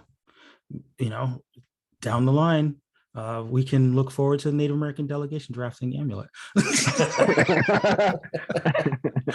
Anyone could have amulets.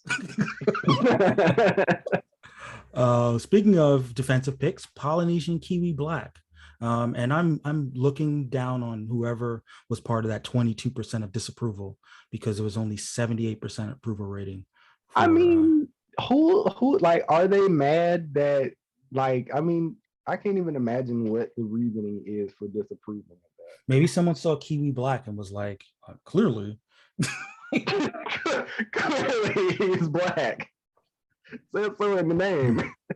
Clearly he's a black person from New Zealand. 63%. I was surprised by this. 63% approval rating for White Sinestro. I just feel like, as far as space Caucasians, Sinestro's pretty high up on the list. Right. He's white with the sunburn. There you go. Why don't you approve of that? Yeah. 75% approval rating for South Asian John Zatara, Zatanna's father. John Turturro is Zatanna's father. Zatanna's father, Catwoman's father. Jeez. Spoilers for Batman. I mean, it's been a minute. 90% approval rating for South Asian Blackfire. That is Starfire's sister. So there you go. Bonus points. Nice. 100% approval rating for Polynesian Longshot. Okay. Nice. I mean, weird that people disapproved of Kiwi Black, but we're like, Longshot, perfectly Polynesian. Maybe they just disapprove of the name Kiwi Black. Maybe that's what it was. Although, like, to me, it sounds like a Polynesian rapper, and I think that's Kiwi Black. Kiwi Black is a great rap name, as is the Harry Potter character Sirius Black. That's a great rap name. Is it spelled like the word serious? Sirius, like the cloud, like. Oh, okay. All right. Yeah. I was like, is it like the radio, satellite radio, or is it like the word serious? Yes, as you mentioned before, the Monkey Prince was drafted by the Southeast Asian delegation. Still days left, so we'll see if it holds. Currently 100% approval, which again, happy to not be drafted by anything even close to African there. I am definitely gonna upvote that one just because it's a long time coming that somebody finally did like a mainstream, I mean, not finally did a mainstream thing, but finally, as far as like the big two is concerned, use a prominent character that's based on the Monkey Prince. It seems like a slam dunk. And like we mentioned before, Celine, the external psychic vampire, Jewish delegation. I mean, I'm not really sure. I don't want to necessarily step in any kind of cultural thing, but I just feel like it's kind of it's kind of a weird flex, but millennial year old taker of life force. Sure. I mean, sure. If the Marjorie Taylor Greens of the world are going to say you're doing it anyway, just do it. Right, Marjorie, we are sapping the life force with our space lasers. Yeah, I feel like the next, like the Galactus should come next with the space laser. I'm so glad that I was not even remotely tempted to comment here. 83% approval rating for still South Asian Levi Kamei, the Swamp Thing. Didn't quite hit the threshold despite being the exact racial background that he is in the comics. Yeah, that's unfortunate. Crazy. This one was a little shocking, but I get it. White Kyle Rayner, 44% approval rating. Happy to my part. Less than his percentage of whiteness. 83% approval rating for White Huntress, which again, I understand Mary Elizabeth Winstead was, Say no more, fam. And let's talk about Groot. Let's talk about Groot. Let's talk about Puerto Rican Groot. Woo! Puerto Rican Groot is canon, so it's just a defensive pick. Just like bending Rodriguez. Guardians of Infinity #3. There is a story I think it's the backup story. I don't think it's the main issue, where Groot and Thing are in New York, and Groot gets like possessed by plant guy. I don't even know the villain. And he starts kind of rampaging, and it does lead to Groot versus Thing, which is kind of a cool fight. And actually, so this little story is written by Edgardo Miranda Rodriguez, and Daryl McDaniel of Run DMC. Yeah, I remember he wrote a comic. So you get Thing like in disguise, but he's dressed as one of Run DMC. Nice. So He's good. rocking the It's so Adidas good. with Yeah. the hat. Exactly. But as he's like rampaging out, there's this older Puerto Rican woman in a restaurant, and she's telling her grandson that like I can tell he's got the spirit of the Taino in him. Like that's Groot is Taino. And he's like, what are you talking about? No, he's a space alien. And they're like, she's like, well, the Tainos were a very spiritual people, and I know a ceiba tree when I see one, and that's what Groot is. And ceibas are these trees in Puerto Rico that look a hell of a lot like Groot, honestly. And it was like, I was like, oh yeah, I love this. Like this is great. And Edgardo Miranda Rodriguez was talking about how like Groot, like these are all basically like, Thor is a Norse god, but they made him a space alien and things like that. But that he's like, these are all just interpretations of mythologies. That's all we're really doing here. And so Groot as a Taino kind of spiritual totem makes sense the same way, and this kind of like blew my mind, the same way that Thing is like a play on the Jewish Golem myth, which I had never even like considered before. It was like, oh shit, yeah, that's absolutely, he's a rock man. That's exactly what he is. Yeah. So like it really like that one really worked. And so like, yes, Groot is probably in Thor Love and Thunder, and yes, I'm probably going to get points for that. but you didn't do it for the points. Groot is a defensive pick. That was an awesome. And I saw that you got it. I saw that you got the shout out from the creator who brought it about. So I got to give you 10 bonus points. I got to give you 10 bonus points for that. Awesome. Yeah, I kind of was just like shouting him out for writing that story, and then he responded and said Groot has been his mascot ever since, for years. And then I kind of shouted out the Racial Draft podcast and being like, yeah, I had to keep Groot with us. And he liked that post. And also he just won, I don't know if he just won, but in the past few years, he won the like the Eisner Award for Philanthropy, because he created a superhero named La Borinqueña, which is basically like almost kind of like what we wish America Chavez was, which is like definitively Puerto Rican, and like kind of a super woman. Yeah, I think Rosario Dawson was involved in that. Rosario Dawson is definitely in one of the books for sure. And they use the sales of these books to like to further Puerto Rican like reconstruction, basically. Right after the hurricane. The storm, yeah.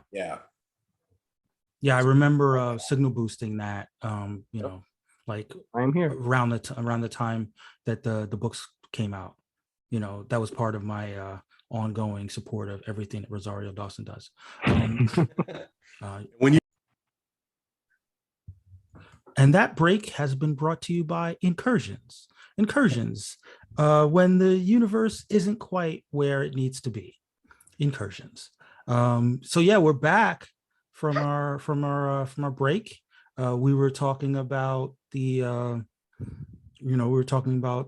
Groot and the creator of Groot, and the bonus points that I gave you for having the creator of Groot's canonical Puerto Rican identity brought into the fray.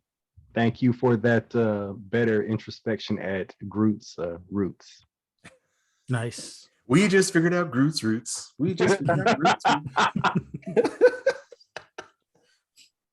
But yeah, let's press ahead. We can talk about some family chaining.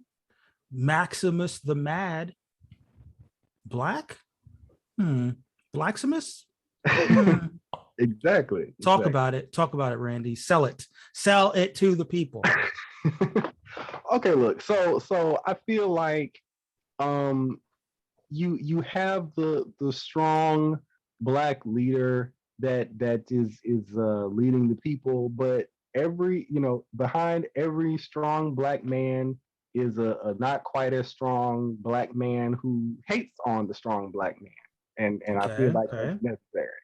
It's we get again, like I said last week, I support women's rights and women's wrongs. I support Black rights and I support Black wrongs. I feel like we need to have a little bit more diversity on the other side of the moral scale. So did you have a visual referent in mind to embody this this hater, this inhuman hater? No, I did not, but I welcome the brainstorming to that end because I feel like there's a number of possibilities there. I mean, I just think about that scene in Belly, where Tyrant Thomas is like, I don't like that. I don't like that one bit. I feel like in the around the time Belly came out, Maximus the Mad would have been like like a prime like Boheme Woodbine. I like that. All right, well, we'll workshop it, but okay, I can deal with the hater, the brother hater. Like, that's a strong archetype of the successful brother, and then the less successful brother that's just, he just feels underappreciated. You also have Blackagar's son, Hura Boltagon. Correct. And my personal headcanon is that Blackagar has caught some of our Earthling TV transmissions and it was like, hey, that's Star Trek. It's pretty great. And my fave is actually Uhura. And so I'm gonna kind of name my child a thing that's sort of the masculine version of that. And so there it is. All right. Okay. Oh, wait, Karnak, he who sees the flaws in all things. So Yeah. so as he just looks around, he's like, white supremacy. Right. Exactly. Yeah, I mean, he wears a hoodie. I got it. You play six degrees of white supremacy, and you're gonna, Karnak is gonna find it every time. I feel you, Black Karnak. And let's take a second to note that two of the highest rated choices for this family training are the ones that don't look freaking human. That's Triton and Gorgon are two of the highest rated that are like, oh yeah, sure, they could be Black. Well, they made Gorgon Black in the ill-fated Inhumans. Correct. Exactly. Precisely. Case in point. But Triton, I mean, to be fair, I did find a picture of Triton where his features did seem, for a fish, he seemed to have very strong lip, pronounced lips. I'm just saying. Another actual fish-based character in Marvel, I forget his name, like it's like Barracuda or something crazy like that. And it's actually a Black, like I think it's like Piranha or something like that. And I'm like, that's the guy that like came to mind when they tried to like approve this choice. Not that I'm mad about it, of course. By all means, upvote it. But yeah. So that's he's currently sitting. Black Triton is currently sitting at 100% approval. Right. So weird. It's like, normally when you talk about Black people swimming, doesn't really come together. But this fish dude, I think it's just I might have to just straight out draft Karnak. The ability to sense the flaws in all things, like that's me. I mean, also generally he looks like Bruno from Encanto. There you go. So he's right there. It's right there. Carlos is what he'll be called. With a K though, so it's Celestial. And like you said, Gorgon Petragon, who was played by a Black actor on ABC. I suppose I'll somewhat approve, also at 100% approval. So that's apparently, yeah, the once you incorporate some animal aspects to the character that gets all the approval. You look As- you as- look too humanoid. That's where the disapproval comes in. As long as we make sure that you understand that they are literally inhuman, then we can approve. I mean, Right. you would. I mean, when you sell it that way, like you could just get all the white supremacist votes. But it's like, no, I'm saying that Black people are inhuman. Isn't that what you have been saying for years? You know. Anyway, 75% approval for Still White.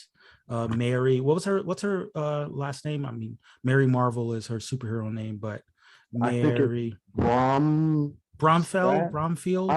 Yeah, something like that, I believe. Yeah, I mean, it feels of all the Shazamily, she seems like the most Caucasian.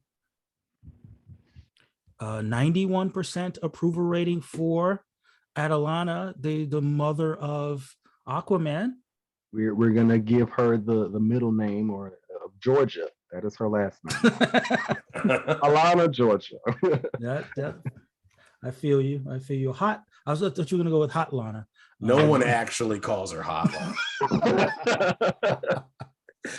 Nice. So funny when you get off a plane in Atlanta. That's like a sign. There's a sign on the like escalator. It's like no one calls it Hotlanta. Thanks for the heads up. So yeah, let me give you your 20 points. 86% approval rating for Ocean Massa. Didn't quite hit the threshold, but Didn't whip up enough votes. you picked up what I was putting down. But you did get your 90% approval rating for Aaron Davis, Uncle Aaron. I should freaking hope so. Yeah. We should all hope so, honestly. So yes, give your bonus points for Uncle Aaron. Weirdly, 66% approval rating for Jeff Morales. I mean, was it the Davis? Was it the change from Jeff Davis to Jeff Morales that just ruined his approval rating? Really changed his last name in the comic. I don't even have to rewrite that backstory. Well, 80% approval rating for Black Billy Morales, which I get it. She's Puerto Rican in the book, so a little bit of a backlash or blacklash, as it were. 71% approval rating for Black Rio. Oh, sorry, Billy Morales is the baby. Sorry, Rio Morales. So that's even more of a backlash. Yes. Yeah. This one really hurts. 89% approval rating for Black Shuri. Yeah, that 11%. It's all based on the vaccine, apparently. Yeah. Yep. 91% approval rating for Black T'Chaka. There you go. There you go. So there's your bonus points. Thank you. Oh, here's the West family. 67% for Irie West. 55% for Jai West. 66. Oh, sorry. Those were the Wests. Umar, the Unrelenting. Umar without a Kufi. 66% approval rating. 75% approval rating for Black Prince Orini. This one hurts. 75% approval rating for Black Salim, the Miles Morales clone. Just what even is there to say? Just hateration. I mean, did they want him to be white with his brothership? I don't know. Yeah, that's I guess that cloning, anti-cloning didn't really work out. What is the one word that Shift says? Glurp. Glurp. Blurp, yeah. Feels like that should be his name. All right. On the side of the Southeast Asian delegation, 100% approval rating for Emiko Queen, who is in fact East Asian in the book, so feels right. Mm-hmm. Oops. I want to put my cursor down. 86% approval rating for Southeast Asian Connor Hawk, who, I mean, I guess he's like part black in the book, right? He's also part Mhm. Asian, but you know, not enough to get to the threshold. Yeah. 100% approval rating for Sandra Wusan, aka Lady Shiva. That feels right. You all saw that Three the Hard Way Batman movie, whatever it was called. Batman Soul of the Dragon, I think it was called. I still need to see it. What? Yeah, I Oh, also haven't seen it. That's the Yeah, Kung Fu one. I'm behind on everything, but I'm like, that's the one that has Bronze Tiger in it, Lady Shiva. Like, I need to see it. yeah, they even made Richard Dragon Asian in that to make Mm. him look basic, make him basically Bruce Lee. But you know who was in that movie still as a white man? Batman. Oh, right. Batman teaming up with Bruce Lee and Jim Kelly and I don't know my Asian martial arts icons. Sorry, my female Asian martial arts icons. But I'm sure Lady Shiva was based on someone. Somebody, right. Mhm. Ooh, 43% approval rating for White Wallace West. That is too high. That is karma. I'm fairly certain I was one of the downvotes, and I'm like, yeah, that was far too high. Also too high, 33% approval rating for White Lin Lee. Correct. Insane. Far too high. Insane. All that introducing of an Asian Iron Fist just for the white delegation to swoop in there and be like, got him. It's like Thanos re-killing Vision. 38% approval rating for White El Muerto, aka Antonio Banderas. Right. So what do you mean he's not? Nope, he isn't. From Spain. 88% approval rating for Swana Sage, which again, people don't know what ethnicity Sage is, 90% approval rating for Swana Artemis of say it again, Randy, of Bana Migdal. Thank you. So y'all are cool with them taking the redheads, but when I do it, ginger side. I mean, she could still be redheaded, I think. I'll try not to take that one personally. Gosh. Oh, by the way, Amulet is Lebanese. Okay. 63% approval rating for Swana Flash Thompson, which I don't know. I mean, he did fight in the Gulf War. I feel like I don't know. I thought Flash Thompson was South Asian in Tony Revolori. Yeah, right. I thought he was South Asian in the movies, and then I was like, oh, he's Latinx. What? Yep. Just goes to show you, race is a social construct. Yeah, I feel like they kind of played him as South Asian. Honestly, I was thinking that like Indian or something like that. Yeah. Because hasn't he played Indian people in the past? I honestly could not give you the filmography of Tony Revolori. Okay. Not at all. 76. Well, we'll keep moving. 76% approval rating for Swana Druig, another character that doesn't have to be white, except he does engage in mind control. I mean, the name Druid, it makes me think of Druid, like right. As far as Celtic or something like that. So that may account for some of that. Fair, that is fair. And isn't that actor Irish? Yep, I think so. Okay.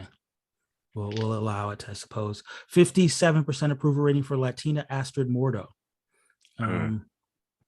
Okay, fine. I don't know a lot about Astrid Mordo. She stole Baron Mordo's cancer and gave it to Doctor Strange. Yes, I forgot about that. This one hurts. 86% approval rating for the adorable little Latino William Grant Nelson, little tiger cub. El Tigre. Who doesn't love kittens? Apparently 14% of that if that kitten purrs with a They're not cat people. with a rolled R, then it's like nope, we don't want him. Oh, This one hurts too. 85% approval rating for Latina Crush. You had 89 for Lobo, 85 for Crush. Just And I think Crush actually is Latina or something like that. Like I think her name is Shamara something, and I think she actually either was raised with Latino people or like her mother was or something like that. that's a failure of lobbying. Carlos, you should have campaigned a little bit more. That's pretty wild. Put up a panel or two.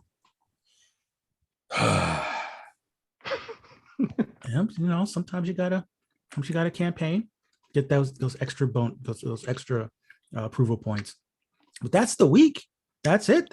Those are all the characters. Those are all the approvals. Rojas. Shamara Rojas, that's her name. Tomaro Rojas. Yeah. Wow, you could have. That was easy.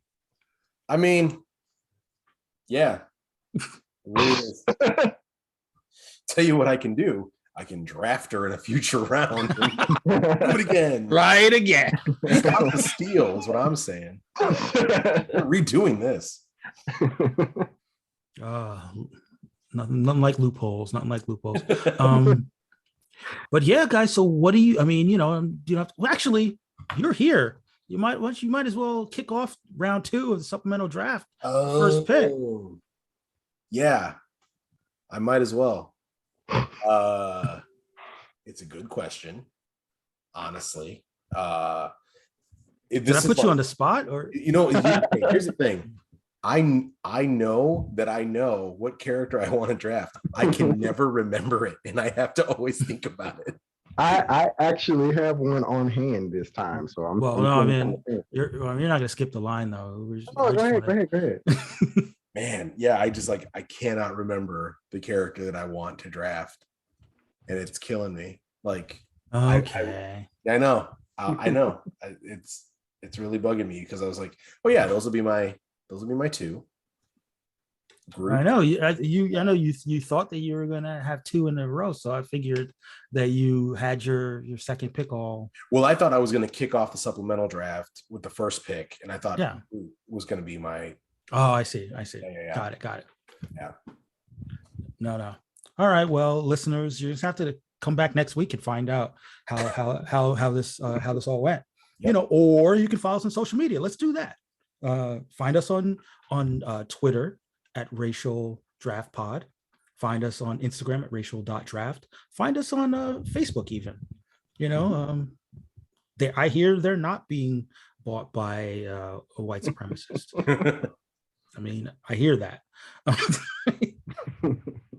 But also a lot of misinformation though. It is Facebook after all. Right. Yeah. But you can also find me at MTFIII on Twitter. You can also find Carlos at Carlos Freitas JR on Twitter. You can find Randy at Randy S0725. All right. And also hashtag Superpower List. Yep. Superpower List, not to be confused with Superpower Less, which is many of us. But we want to hear your voices. We're always looking to have new guests. I thought we were gonna have a new guest this week, but I got flaked on, as tends to happen. But if you're not a flake, if you want to join our community, be part of the hilarity that is the racial draft. We've still got many weeks left in season 4. Season 5 is dropping in the fall, and many characters just dying to be flipped, dying to be remixed. I'm looking right here at an apparent racial draft of Storm, which who knew that characters have been drafted by the Black delegation could be so profoundly colorized. Classified.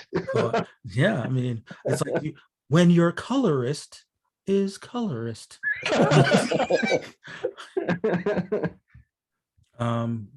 But yeah, There's not too much else to say. We might as well get into it. I remember the pick. Nice. It's another defensive pick. I'm picking. I watched, this person has already been picked. I'm picking Jessica Cruz, Green Lantern. Nice. Jessica Oh, Cruz yeah, has she's not been available. chosen. Yeah. Jessica Cruz. I mean, the only person that I thought at this point was going to pick Jessica Cruz is the Native American delegation. So, I mean, You already got America Chavez. So. yeah. I mean, but at least that's Native America Chavez. Right. Jessica Cruz. It was like, I don't know. I mean, I suppose Jessica Cruz could be, she could be Filipino or like. But all the other, and yeah, there you go, Jessica Cruz, one of the more. I mean, if we're being honest here, and we do this on the racial draft, you guys did lose Kyle Rayner, to the white delegation, but Kyle Rayner is one of those characters that if you're not familiar with him, sometimes you have to remind people that he is in fact Latino. Whereas right. with Jessica Cruz, you don't have to do that. Yeah, we've had conversations with the friend of the draft, Martine, about like how rarely we kind of get any mention of Kyle being Latino. So right. Yeah. So yeah. Did he just post the other day that it's only happened like 5 times in the book? Yeah. That's crazy. And it was like it was something. It's not even like a recent retcon or something like that. It's like fairly early into his time as a Lantern. So I mean, it's good that you shored up, your Green Lantern representation. Everyone should have a Lantern. That's kind of like they will give them. Yeah, I mean, it's weird. It's like they're supposed to be just 2 in every region, but something unique about Earth. Like, it's all the lanterns, right? But good on you, good on you, listeners. If you would like to make your approval for the Jessica Cruz pick, only strongly approve apparently. That's the only valid choice. Go ahead and do that on Twitter. Go ahead and vote on the polls that are still open. Get those 90s up, get those bad picks down. Like I said, we'll hear probably next week, but maybe throughout the week. So follow the socials to find out about this challenge, this Red Dagger challenge, and see how that plays out. Red Dagger challenge sounds like a very deadly TikTok trend. Nice. But yeah, we do this every week, and sometimes we have to apologize more than others. But this week we might not have to apologize as much, except for the technical difficulties of it all. But you didn't hear all that. You just heard an extra ad, and you wondered what was up there. But till next time, folks, all things are possible.